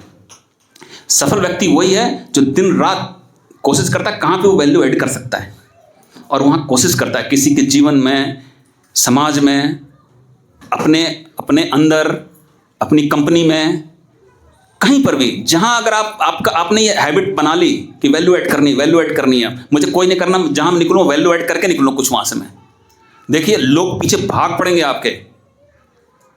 आप जो होगे वो कहते हैं ना, दुर्लभ सामग्री हो जाओगे लोगों के लिए, आपकी इतनी जरूरत हो जाएगी। ये सीखना है, समझ गए। तो इस्कॉन में हम आ रहे हैं, अगर हम वैल्यू ऐड नहीं कर पाए तो बेकार है, हम भी रिडंडेंट हो जाएंगे यहाँ से। हमें वैल्यू ऐड करना है इसमें। और वैल्यू ऐड कैसे करेंगे, जब हम लर्निंग करेंगे, सीखेंगे, अपनी सोच को विकसित करेंगे, चीज़ों को हम, नज़रिया तो देखने का है कि कैसे हम वैल्यू ऐड कर सकते हैं, उसको हम डेवलप करेंगे। समझ रहे हैं, खाली नहीं, खाली पढ़ लिया थोड़ा सा, थोड़ी चैंटिंग कर ली, थोड़ा वो कर लिया, ठीक है, तो वो उससे काम चलने वाला नहीं है। 1 साल चल जाएगा, 2 साल चल जाएगा, उसके बाद में तो फिर जब आप सीनियर हो जाओगे तो कोई वैल्यू तो करना पड़ेगा ना, ठीक है। तो ये वैल्यू एडिशन है, लेकिन होता क्या है, कहाँ पे ऑर्गेनाइजेशंस जो हैं वो प्रॉब्लम पड़ जाती हैं। वैल्यू ऐड करने की जगह पे लोग वैल्यू डैमेज करने लग जाते हैं, समझ गए। अब डोनेशन की जिम्मेदारी दी गई, बैठे हो आप उस पर, 4 पर्चियाँ काटी, 5 लोग कैश दे के चले गए, प्रभु पर्ची काट देना मेरी, हरे कृष्णा, आपने जेब में रख लिए पैसे। वो कितना बड़ा पाप है, हो रहा है, कर रहे हैं लोग। मैंने एक मैसेज देखा था, बड़ा दुख हुआ मुझे कि महाराज के ग्रुप में, कि महाराज के नाम पे किसी प्राइवेट अकाउंट में पैसा मत दीजिए। बहुत सारे लोग हैं कि वो वहाँ पे जो समाधि है महाराज की, वहाँ कंस्ट्रक्शन करने के लिए पैसे ले रहे होंगे लोग, तभी मैसेज आया ना ऐसा। तो अवेयरनेस भी रखनी है। हम जिस ऑर्गेनाइजेशन में वैल्यू ऐड करें, हम अपनी फैमिली में वैल्यू ऐड करें, हम अपनी कंपनी वैल्यू ऐड करें, हम अपने एम्प्लॉयर की वैल्यू ऐड करें, ठीक है, अपने जीवन में वैल्यू ऐड करें। देखिए आप कभी भी रिडंडेंट, मतलब समझ रहे हो ना, एक बेकार का व्यक्ति आप कभी नहीं हो पाएंगे। और कोशिश कीजिए, समझ गए। वैल्यू ऐड करने में एक बात का ध्यान रखना है कि वैल्यू क्या चीज़ है उसको समझना, ठीक है। वैल्यू समझ में आनी चाहिए ना। वैल्यू ऐड करने का मतलब मैं सोचूं कि अभी मैं जो है बाहर कूड़ा फेंक के आऊँ, मैंने वैल्यू ऐड कर दिया, ठीक है भाई, बाहर घर से बाहर निकाल के मैंने बाहर कूड़ा फेंक दिया, मैंने वैल्यू ऐड कर दी, अपने घर में वैल्यू ऐड तो कर दी, समझ गए।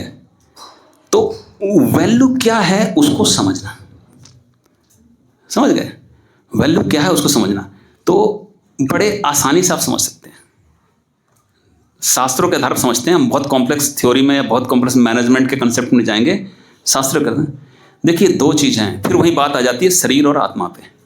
शास्त्र इतनी गहराई से फार्मूला बताया हो ना, जब कभी भी आप जो काम खुद की सेंसेस के लिए करेंगे, खुद के मन के लिए करेंगे, खुद के शरीर के लिए करेंगे, समझ गए, जो रिकमेंडेड नहीं है, जो रिकमेंडेड नहीं है शास्त्रों में, दैट इज वैल्यू डैमेज, समझ गए। उससे कहीं ना कहीं दूसरे को नुकसान जरूर होगा, दूसरे को नुकसान जरूर होगा। ये सिद्धांत देखिएगा आप कैसे। आपने वैल्यू ऐड किया कि आज मुझे खाना है। अब इस्कॉन में आने के बाद तो लोग चाय भी छोड़ देते हैं, ठीक है। इससे पहले बहुत सारे लोग नॉन वेजिटेरियन भी होते हैं, वो बोलते हैं आज तो प्रोटीन का खाना खाना है, आपने शरीर में वैल्यू ऐड करनी है। लेकिन वो क्या हुआ, जीव और शरीर सोचा आपने, लेकिन कहाँ पे डैमेज हुआ, कोई ना कोई एनिमल तो मारा ही जाएगा ना, कोई ना कोई जंतु तो मारा ही जाएगा ना, कोई ना कोई तो मरेगा ही ना, तभी उसको तो खाओगे आप। डैमेज हो कि नहीं हुआ। इसी तरह से हर चीज में आप देख सकते हो, आप थोड़ा सा भी थॉट प्रोसेस लगाओगे, थोड़ा भी दिमाग को आप जोड़ दोगे तो समझ में आएगा। वैल्यू ऐड क्या है, win win situation value add है। वैल्यू ऐड करने से हमेशा देखिएगा आपको भी फायदा होता है और जिसको वैल्यू ऐड किया उसको भी फायदा होता है, ठीक है।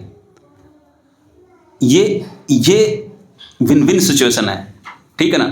कैसे, सपोज करो एक छोटा सा मैं मटेरियल एग्जांपल देता हूं। आपने क्या करा, खाली टाइम आपके पास में है ना, और आपके पास कोई स्किल है, आपने दूसरे को सिखा दिया उसको। यहाँ इस्कॉन में बच्चे आए, आपको अच्छी मैथमेटिक्स आती है, आपने बच्चों को सिखा दिया इस्कॉन के, ठीक है। आपने उसकी ज़िंदगी में वैल्यू ऐड कर दी ना, ठीक है। एक तो क्या हुआ कि आपसे वो कंफर्टेबल है, उसने पढ़ा, और दूसरा उसके ट्यूशन के पैसे ही बच गए, है ना। तो एक फाइनेंशियल बर्डन अगर हो सकता है अफोर्ड कर सकता, नहीं हो तो वो भी उसके लिए हो गया। और तीसरा क्या हुआ, आपके लिए क्या हुआ, आपकी मैथ रिवाइज हुई। ये तो मैटर है, उससे बड़ा वैल्यूएशन क्या हुआ, आपकी रिस्पेक्ट करेगा वो, आपकी वो रिस्पेक्ट करेगा। तो जब भी हम वैल्यू ऐड करते हैं तो एक चीज गारंटेड है कि हम रिस्पेक्ट अर्न करते हैं, ये चीज गारंटेड है। जिस रेस्पेक्ट के लिए हम मारे मारे फिरते हैं, हम अच्छे कपड़े पहनते हैं, बड़ी गाड़ी खरीदते हैं, बड़ा घर बनाते हैं और लाखों करोड़ों रुपए खर्च करके बड़े बड़े आयोजन करते हैं, क्यों कि लोग हमें बोले बड़ा आदमी है, भैया सलाम, इसलिए करते हैं ना हम।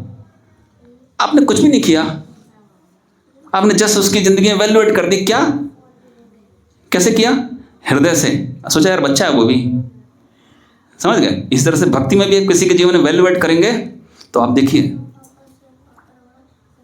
आप भगवान की नजर में कितना रेस्पेक्ट गेन करेंगे, वो सोचिए। आदमी को छोड़िए, Krishna will give you respect, समझ गए। क्यों क्यों कहते हैं कि प्रभुपाद, प्रभुपाद मतलब भगवान के बराबर। कहते हैं प्रभुपाद जी ने खुद बोला हुआ है, गुरु भगवान नहीं होता, लेकिन गुरु को भगवान के बराबर रिस्पेक्ट देनी चाहिए। एक शिष्य गुरु को भगवान के बराबर रिस्पेक्ट देता है। क्यों रिस्पेक्ट देता है, क्योंकि आध्यात्मिक जीवन में जो वैल्यू ऐड करी है वो कोई नहीं कर सकता, ठीक है। उस भगवान कहते हैं कि तुम इसे रिस्पेक्ट दो। तो वैल्यू एडिशन ये चीज है। अब मटेरियल से हम स्पिरिचुअल में आ गए हैं, वैल्यू एडिशन, समझ गए। तो हमें वैल्यू एडिशन करना है, समझ गए। हम प्रचार करना इज वैल्यू एडिशन।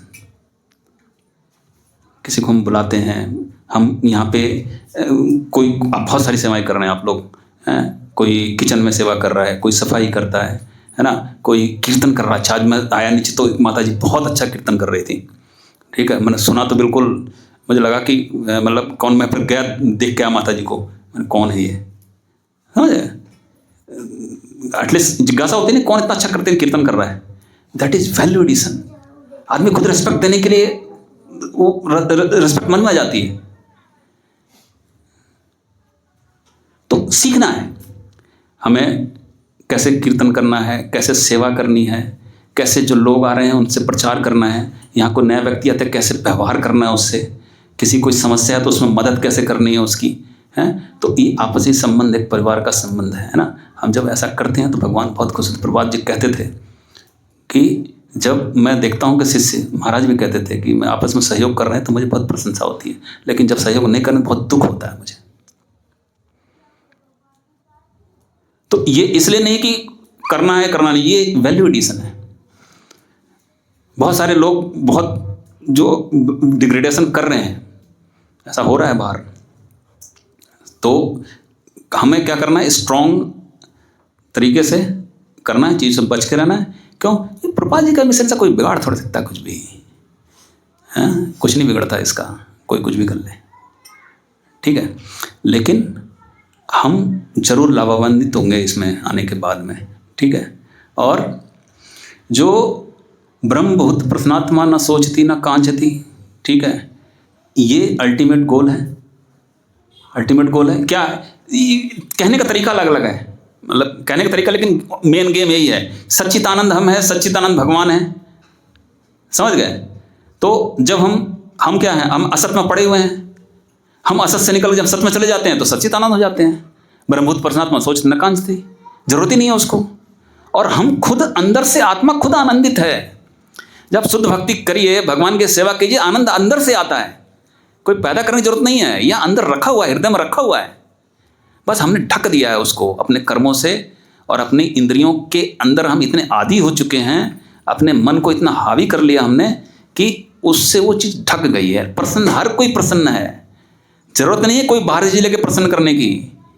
कुछ भी नहीं होता ना तो भी आदमी अगर भक्ति में है तो कुछ भी नहीं है उसके पास में, तो फिर वो प्रसन्न है, आवश्यकता ही नहीं कुछ चीज़ की उसको।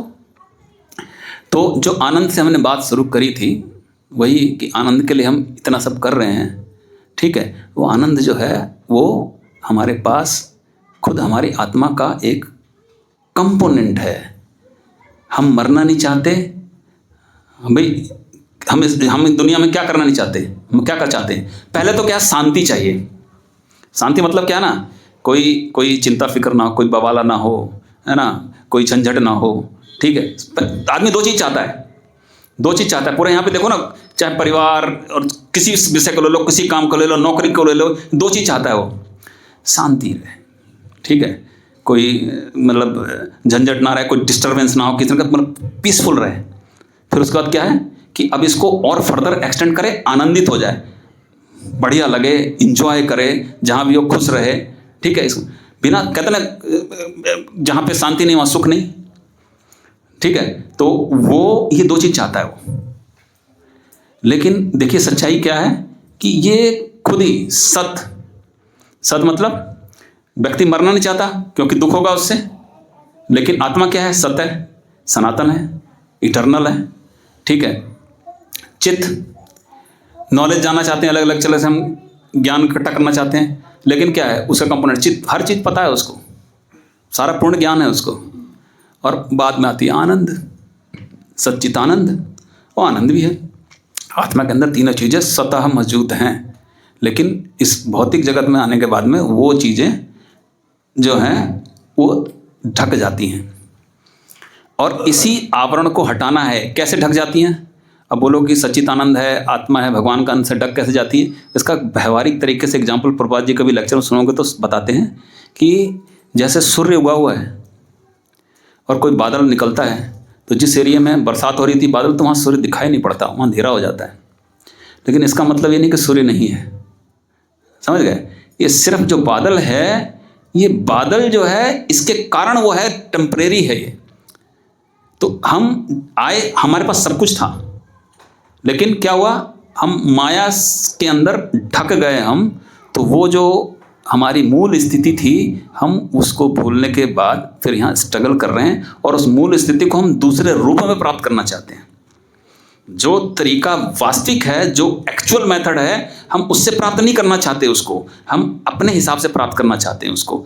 हम कहते हैं कहीं मरे नहीं। आजकल देखो बहुत सारा टेक्नोलॉजी दिखा रहे हैं कि हम 200 साल तक जिंदा रहेंगे, ठीक है। एक था उसने पूरा ब्लड बदल लिया, वो सीरम वीरम अपने बेटे का डाल करके और सब कुछ चेंज किया। और बहुत सारे लोगों ने कहा कि बॉडी को हम प्रिजर्व कर देंगे और एक टाइम टेक्नोलॉजी है कि जिंदा हो जाएगी। ऐसे ऐसे चल रहा है, ऐसे ऐसे फ्रॉड चल रहे हैं। लेकिन उन सब के पीछे हिरण्यकश्यप तक नहीं बचा, जब उसको उतना कुछ था, हैं, ब्रह्मा जी ने सारा कुछ दे दिया था उसको, उसके बाद नहीं बचा वो, तो फिर ये लोग क्या बचेंगे, है ना। लेकिन फिर भी चल रही वो। कारण इसके पीछे एक ही कि आत्मा सत्य है और वो उसको मटेरियल चीज में उसको मेटेरियलाइज करना चाहते हैं, उसको प्राप्त करना चाहते हैं। हमेशा वो जो है आपका इटर्नल रहना चाहते हैं, मरना नहीं चाहते हैं। अब आनंद है, इंजॉयमेंट इंजॉयमेंट इंजॉयमेंट, ठीक है। इंजॉयमेंट में क्या है, अभी देखो किसी ने सोचा था कि इतने बड़े बड़े पदों पे जाने के बाद में आदमी इस आनंद के चक्कर में कहाँ गड्ढे में गिरेगा। अगर कुछ लोगों को जानकारी इपस्टीन फाइल पढ़ी है ना, देखिए ना, सुना होगा किसी न्यूज में इपस्टीन फाइल क्या हो रहा है, बड़े बड़े फंसे हुए उसके अंदर। मिलना होता अगर आनंद उतनी बड़ी बड़ी ऊंचाई पे बड़े बड़े देश के राष्ट्रपति प्रधानमंत्री बन करके आनंद मिलना तो मिलता, तो ऐसे ऐसे घटिया काम करते ही क्यों। सच बात है कि आनंद है ही नहीं वहां पे। छोटे मोटे नहीं है फाइल उसमें 2 मिलियन पेजेस हैं उसके अंदर, हर आदमी का नाम है उसमें, जितने बड़े बड़े हैं सारे।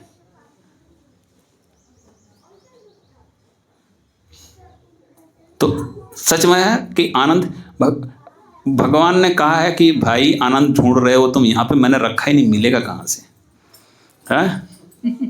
जब मैंने रखा ही नहीं तो तुम्हें मिलेगा कहाँ से है? दुख्यालय अशाश्वतम, ये तो दुखों घर है और टेम्परेरी। कुछ यार दुखों घर है तो क्या रहना ही है, मरना यहाँ, जीना है और जाना कहाँ, वो तो बोलन ना भाई। दुख्यालय अशाश्वतम, टेम्परेरी, तो वो भी चांस खत्म, समझ गए।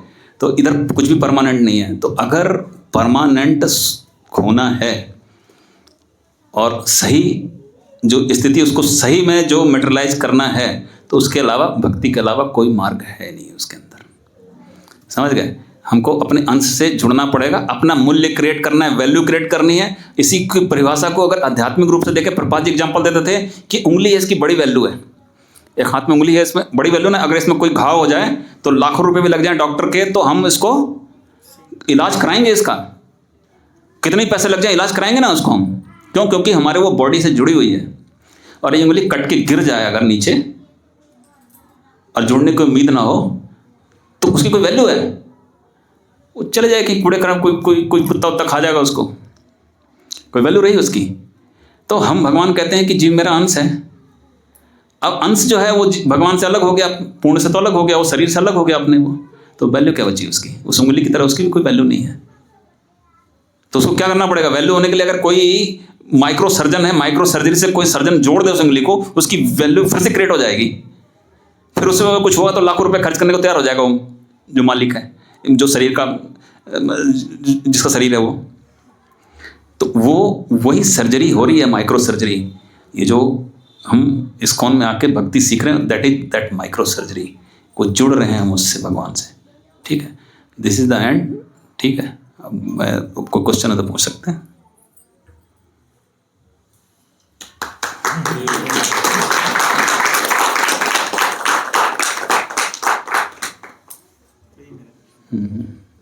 थैंक यू सो मच कोजी, बहुत अच्छा लेक्चर था, थोड़ा काफी एनर्जेटिक। अरे ब्रो आप लोग एनर्जेटिक, मैं देख के प्रसन्न होकर थोड़ा सा मुझे बोलने में लगा। तो आने के बाद में तो मुझे पता ही नहीं था कि मैं क्या कहूँगा। प्रभु जी, मेरा क्वेश्चन था कि जैसे आपने अभी वैल्यूज़ की बात बताई, तो और इसमें बताया कि जो वैल्यूज़ है, तो वैल्यूज़ का मतलब है कि जो कि विन विन सिचुएशन हो, है ना, और शास्त्रों के हिसाब से हो, मतलब जैसे फिर वो अपने नॉन वेज वाला एग्जाम्पल दिया। तो प्रभु जी, ये जो आप वैल्यूज़, ये वाली जो डेफिनेशन है, ये स्पिरिचुअल लाइफ में परफेक्ट है या मेटेरियल लाइफ में भी ये परफेक्ट है? देखो ऐसा है,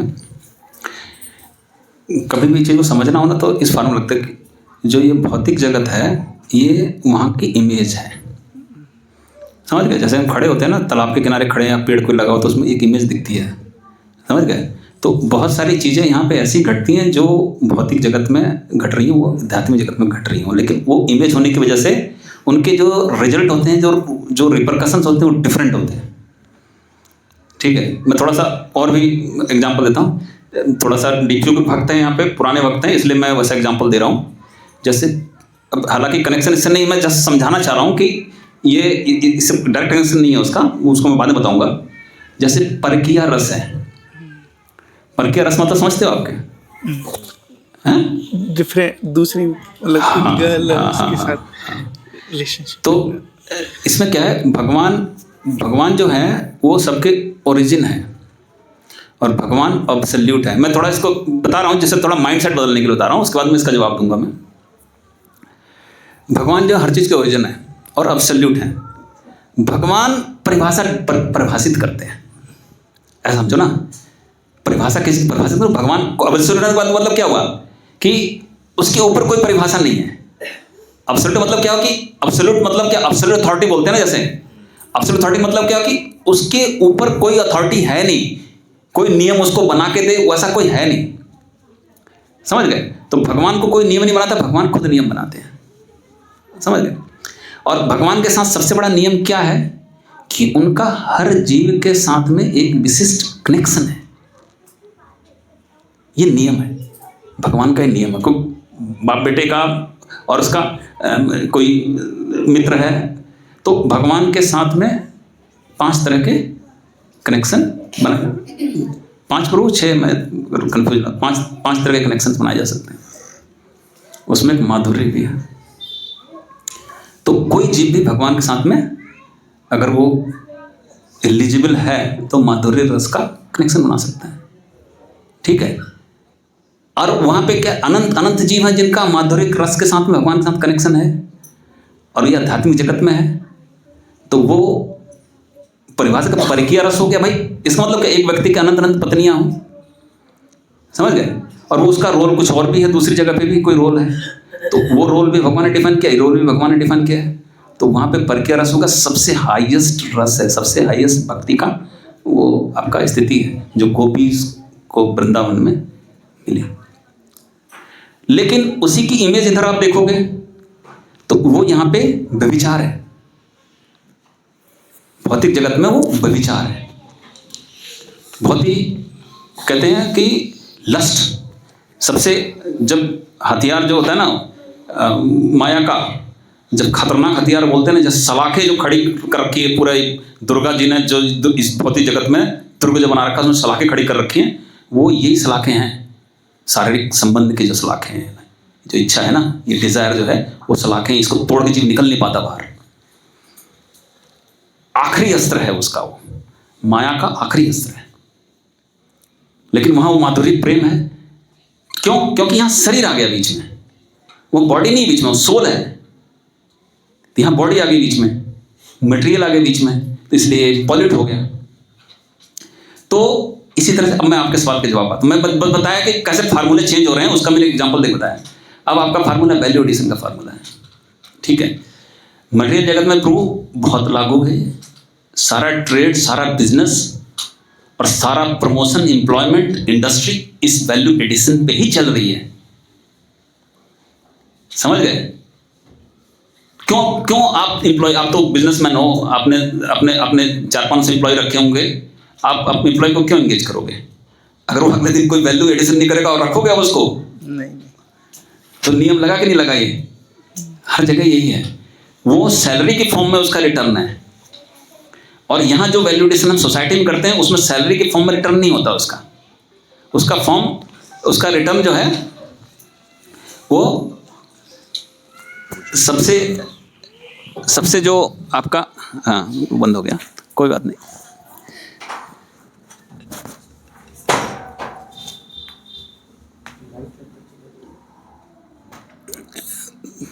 तो उसका जो, हाँ,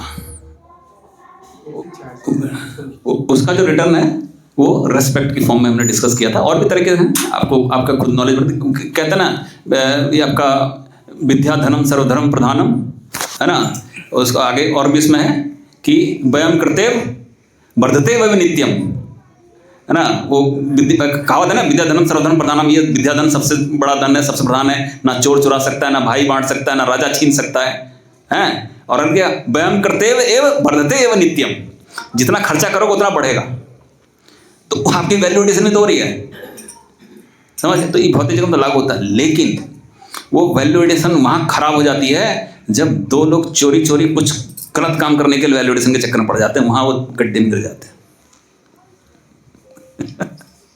कल क्या था, वैलेंटाइन डे था, बहुत सारे लोग वैल्यू एडिशन कर रहे होंगे, तुम गड्ढे में जा रहे ना। ये मैं आप लोग डिवोटी इसलिए मैं बोल रहा हूँ कि कनेक्ट कर पाओगे बिल्कुल। करंट जो होते हैं ना, बिल्कुल जो होता है ना, जब कोई चीज़ जब सुन्न हो जाता है ना, कहीं हाथ सुन्न हो जाता है, डॉक्टर को कभी जाकर देखोगे तो क्या करता है वो स्विच होता है उसके अंदर की भाई कहीं आपको उतना नहीं लग रहा है, इसमें कुछ है, सेंसेशन है कि नहीं है। या फिर हार्ट जब बंद हो जाता है तो क्या करता है, वो करंट मारता है, धड़ाम धड़ाम धड़ाम। देखते ना, जब कोई फिल्मों में देखा होगा कि हार्ट अटैक पड़ गया मर रहा है, तो वो लगा के दिखाता है धड़ाम धड़ाम धड़ाम। तो क्या है ये चीज़ है, कभी कभी बात स्पष्ट कहनी पड़ती है। तो और आध्यात्मिक जगत में वैल्यू एडिशन है ही है।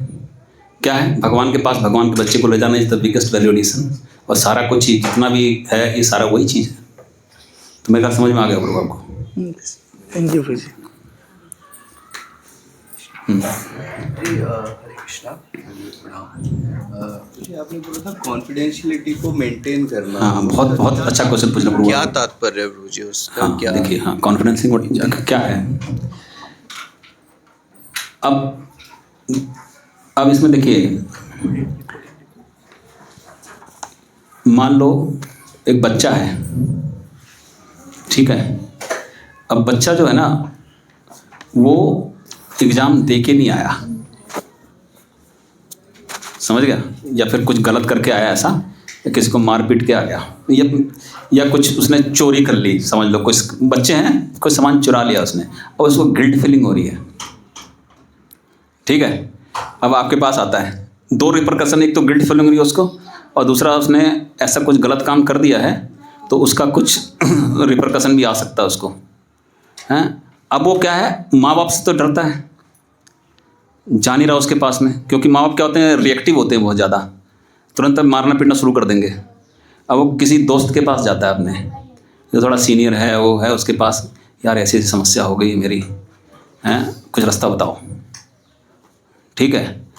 अबे तो चोरी करके आ गया, ठीक है, और चला जाओ उसके माँ बाप, तुम्हारे बेटे ने चोरी कर ली, जाकर उसके माँ को बताता, तो वो जिस डर के मारे बेचारा बताने आया था, तुमने वही स्थिति हालात खड़े कर दिए। अगर आप उसको हैंडल करते, यार तू चोरी के तो गलत तो हो गया यार ये, ठीक है ना, तो गलत हो गया तो क्या कर, चल उसका सामान दे के आते हैं, बोलते हैं गलती होगी, माफ़ी मांग लेते हैं, चलते हैं, ले चलता हूँ, मैं चलता हूँ, कुछ कहेगा तो मैं खड़ा हूँ ना यार, मेरे अच्छे संबंध है, फिर नहीं तो मेरे पापा जानते हैं उसके पापा को, कुछ होगा तो मैं अपने पापा से कहलवा दूंगा, ठीक है, सामान वापस कर देते हैं उसका, हैं। और ये हो गया, आगे से मत करना ऐसा यार, गलत काम, खराब काम है ये। और उसने वो करा दिया, उसके माँ को पता भी नहीं चला, उसने कर दिया, और लड़का सुधर भी गया, कॉन्फिडेंस मेंटेन करी ना उसने, हेल्प करी ना उसकी। तो ये दो फर्क है इसके अंदर। ऐसी स्थिति कहीं भी किसी भी तरीके की हो सकती है, फैमिली में हो सकती है, हस्बैंड वाइफ में लड़ाई हो रही है, अब वो नहीं कह सकते कि हम लड़ रहे हैं, मेरा हस्बैंड मुझे टॉर्चर कर रहा है, ये तरह तरह की चीज़ें हैं। तो क्या करेगी, किसी अपने मित्र से बताएगी ऐसे ऐसे स्थिति, क्या करूँ मैं उसको। अब वो पता लगे काना फूसी करके, अरे वो तो उसकी, और उसका हस्बैंड तो मारता है उसको, और ठीक है उसने, अच्छा मारता है, हाथ बड़े खराब है उसके, अरे वो है ही ऐसी, वो ऐसी, और शुरू हो गया सारा, पूरे नेटवर्क में पता चला कि वो किसी और से पूछती, अरे भाई तुम्हारा हस्बैंड तुमको मारता है, कोई 20वीं औरत पूछ रही है उसको, रह गई, हो गया कांड उसका। अगर उसने कहा हस्बैंड मारता है तो थोड़ा स्टडी करती, या फिर कोई रास्ता बताती, या कहती ठीक है तुम दोनों काउंसलर के पास चले जाओ, है ना, आजकल तो बहुत सारे साइकोलॉजिस्ट काउंसलर होते हैं, मिल लो उनसे, भाई क्या इशू है तुम्हारे अंदर, उनको रिजॉल्व कर लो, समझ कर, ठीक है ना। देती उसकी बुद्धि है भाई, औरों को प्रॉब्लम आई थी, काउंसलर के पास गए थे, निकल जाता, 2-4 सेशन लगते हैं उसके अंदर, वो लोग प्रोफेशनली एक्सपर्ट होते हैं और इसी चीज़ के लिए ट्रेंड होते हैं, वो कर देते हैं उसको रास्ता बताया। वो घर के अंदर की लेडी है, उसको ज़्यादा नॉलेज नहीं है बाहर की, क्या क्या रास्ते हैं उसको समझ में नहीं है उसको। लेकिन आप ऑफिस में जाते हो, आप किसी चीज़ को जानते हो, आपकी दुनिया बड़ी है, तो आप उसको गाइड कर सकते हो वैसे उसको, हैं। किसी को नहीं बताया, आपने अपना रास्ता बताया, वो जाएगी काउंसलर से बात करेगी और कुछ रास्ता बताएगी काउंसलर, बाद में हस्बैंड भी बुला लेगी, या जो काउंसलिंग कर दी उसके हस्बैंड, तो उनका समाधान हो गया। That is the confidence. समझ गए? जी। एक तो मुझे जैसे आपने बताया ना कि मतलब हमें वैल्यू ऐड करनी चाहिए, तो मतलब मेरी एक पर्सनल मतलब थोड़ी थॉट है कि जैसे मान लो हम गुरु दीक्षा लें, तो मतलब मेरे को भी ऐसा लगता है कि मतलब हमारा कुछ मतलब मोटिव मतलब टारगेट होना चाहिए कि जैसे मान लो कोई क्या मैं प्रचार करूँगा या मतलब अलग अलग हो सकते हैं कि हमारी संस्था के हिसाब से मतलब अलाइन हो चीज़ें। लेकिन एक मतलब तो एक तो ये है कि हम कैसे मतलब ऐड करें मतलब ठीक है। तरह से। दूसरा एक ये भी कहते हैं कि जैसे मान लो हमें सबसे मतलब निम्न काम करना चाहिए ताकि हमारे अंदर मतलब ईगो बिल्ड ना हो। बहुत सही कह रहे हैं। तो इस चीज़ों को मतलब कैसे अलाइन करें? प्रभु इसमें 2 चीज़ तो आपने बताई, मैं तीसरी चीज़ और बता रहा हूँ इसमें। ठीक है, तीसरी चीज़ प्रॉब्लम क्या आती है कि हम दीक्षित हो गए, 10 साल के दीक्षित हो गए, अब हम सोचते हैं यार हमें तो ब्राह्मण दीक्षा लेनी चाहिए, लेना भी चाहिए, करना भी चाहिए। लेकिन उसके बाद फिर क्या करते हैं हम, मेंटली हम उस स्टैंडिंग पर पहुँचे नहीं, लेकिन सोचते हैं अब तो हमें सन्यासी के व्यवहार करने चाहिए। समझ गए? अब तो हम 15 साल के हो गए, अब सन्यासी का त्रिदंडी का व्यवहार हमें आ जाना चाहिए, हम ऐसे करने नहीं। एक्सट्रीम जो है वो कहते हैं ना कि आपका जो एक्सट्रीम जो है वो हर जगह पे नुकसान करता है।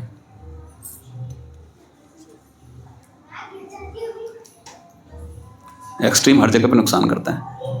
तो सबसे पहले आपको एक्सट्रीम नहीं होना, बैलेंस रखना है। बैलेंस रखना क्या, आपको अपनी लिमिट को समझना है। समझ गए? अब आप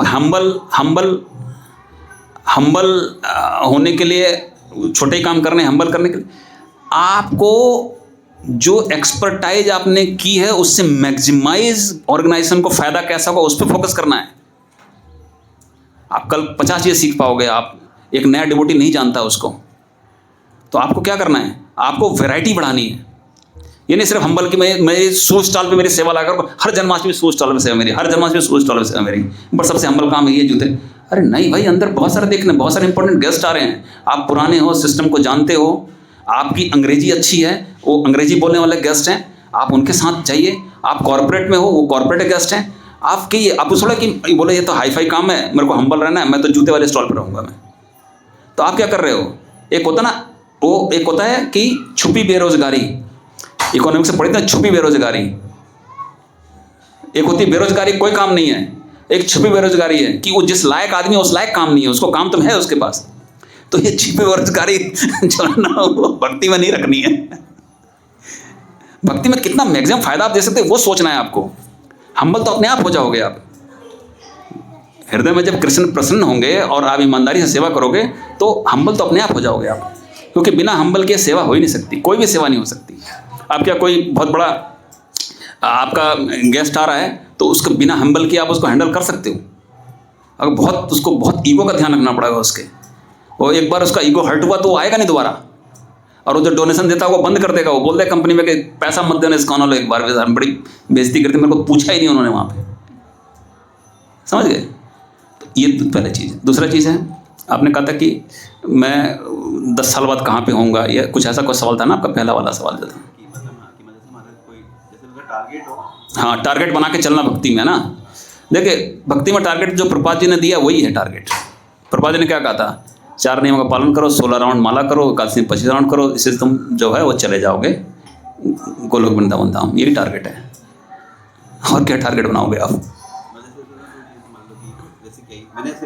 हाँ हाँ, ऑब्जर्व करता हूँ ना, मेरे पास होता है कई लोग होता है कि मैं जैसे भगवत गीता मतलब कई पता मैं डिस्ट्रीब्यूट बिल्कुल ठीक है, बिल्कुल ठीक है। देखो क्या होता है, बिना टारगेट के डिस्प्लेसमेंट नहीं होती, मेजर्ड होना चाहिए। कोई भी चीज़ जब तक मेजर्ड नहीं है ना तो अचीव नहीं कर सकते उसको आप। वे कोई भी चीज़ रहेगी ना, कंपनी में भी अगर प्रभु बैठे हुए हैं अपनी कंपनी में, अगर किसी को टारगेट ना देखो ये काम इसको 2 दिन में तुमको करना है, तो काम वो 20 दिन तक वैसे चलता रहेगा। तो ये टारगेट इसलिए होते हैं,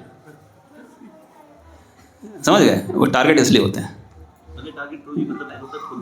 ये सारे टारगेट इसलिए होते हैं कि आपकी जो 2 टारगेट हैं, 4 नियमों का पालन कर, 16 राउंड माला करना, ये 2 टारगेट पूरे हो, इसलिए सारे बाकी टारगेट इसलिए होते हैं।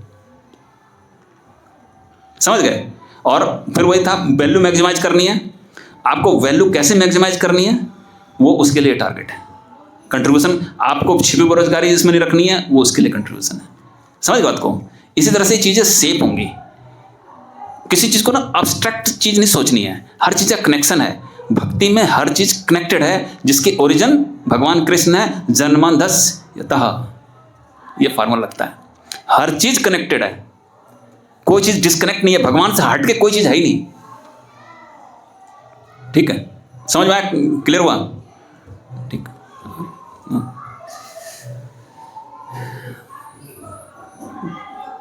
ठीक है। कोई माता जी का कोई क्वेश्चन है किसी का? हाँ, माता जी का कोई क्वेश्चन है कोई? क्योंकि सोच रहे हो कि क्या बोरिंग बात बता दी इधर उधर की है ना, तो ये थोड़ा प्रैक्टिकल बात बतानी होती है, क्योंकि सोचा था यही, पता नहीं कितना रेलेवेंट थी कि नहीं, मालूम नहीं। कोई क्वेश्चन है, पूछ सकते हैं आप लोग भी, दूसरे को भी फायदा होगा, हमारा एटलीस्ट मेरा फायदा होगा। कोई पूछ सकते हैं, कुछ भी अब्स्ट्रैक्ट पूछ सकते हैं, कुछ भी, वो देखिएगा उसमें कितनी वैल्यू निकल के आएगी आपको। हाँ, ठीक है रू, थैंक यू।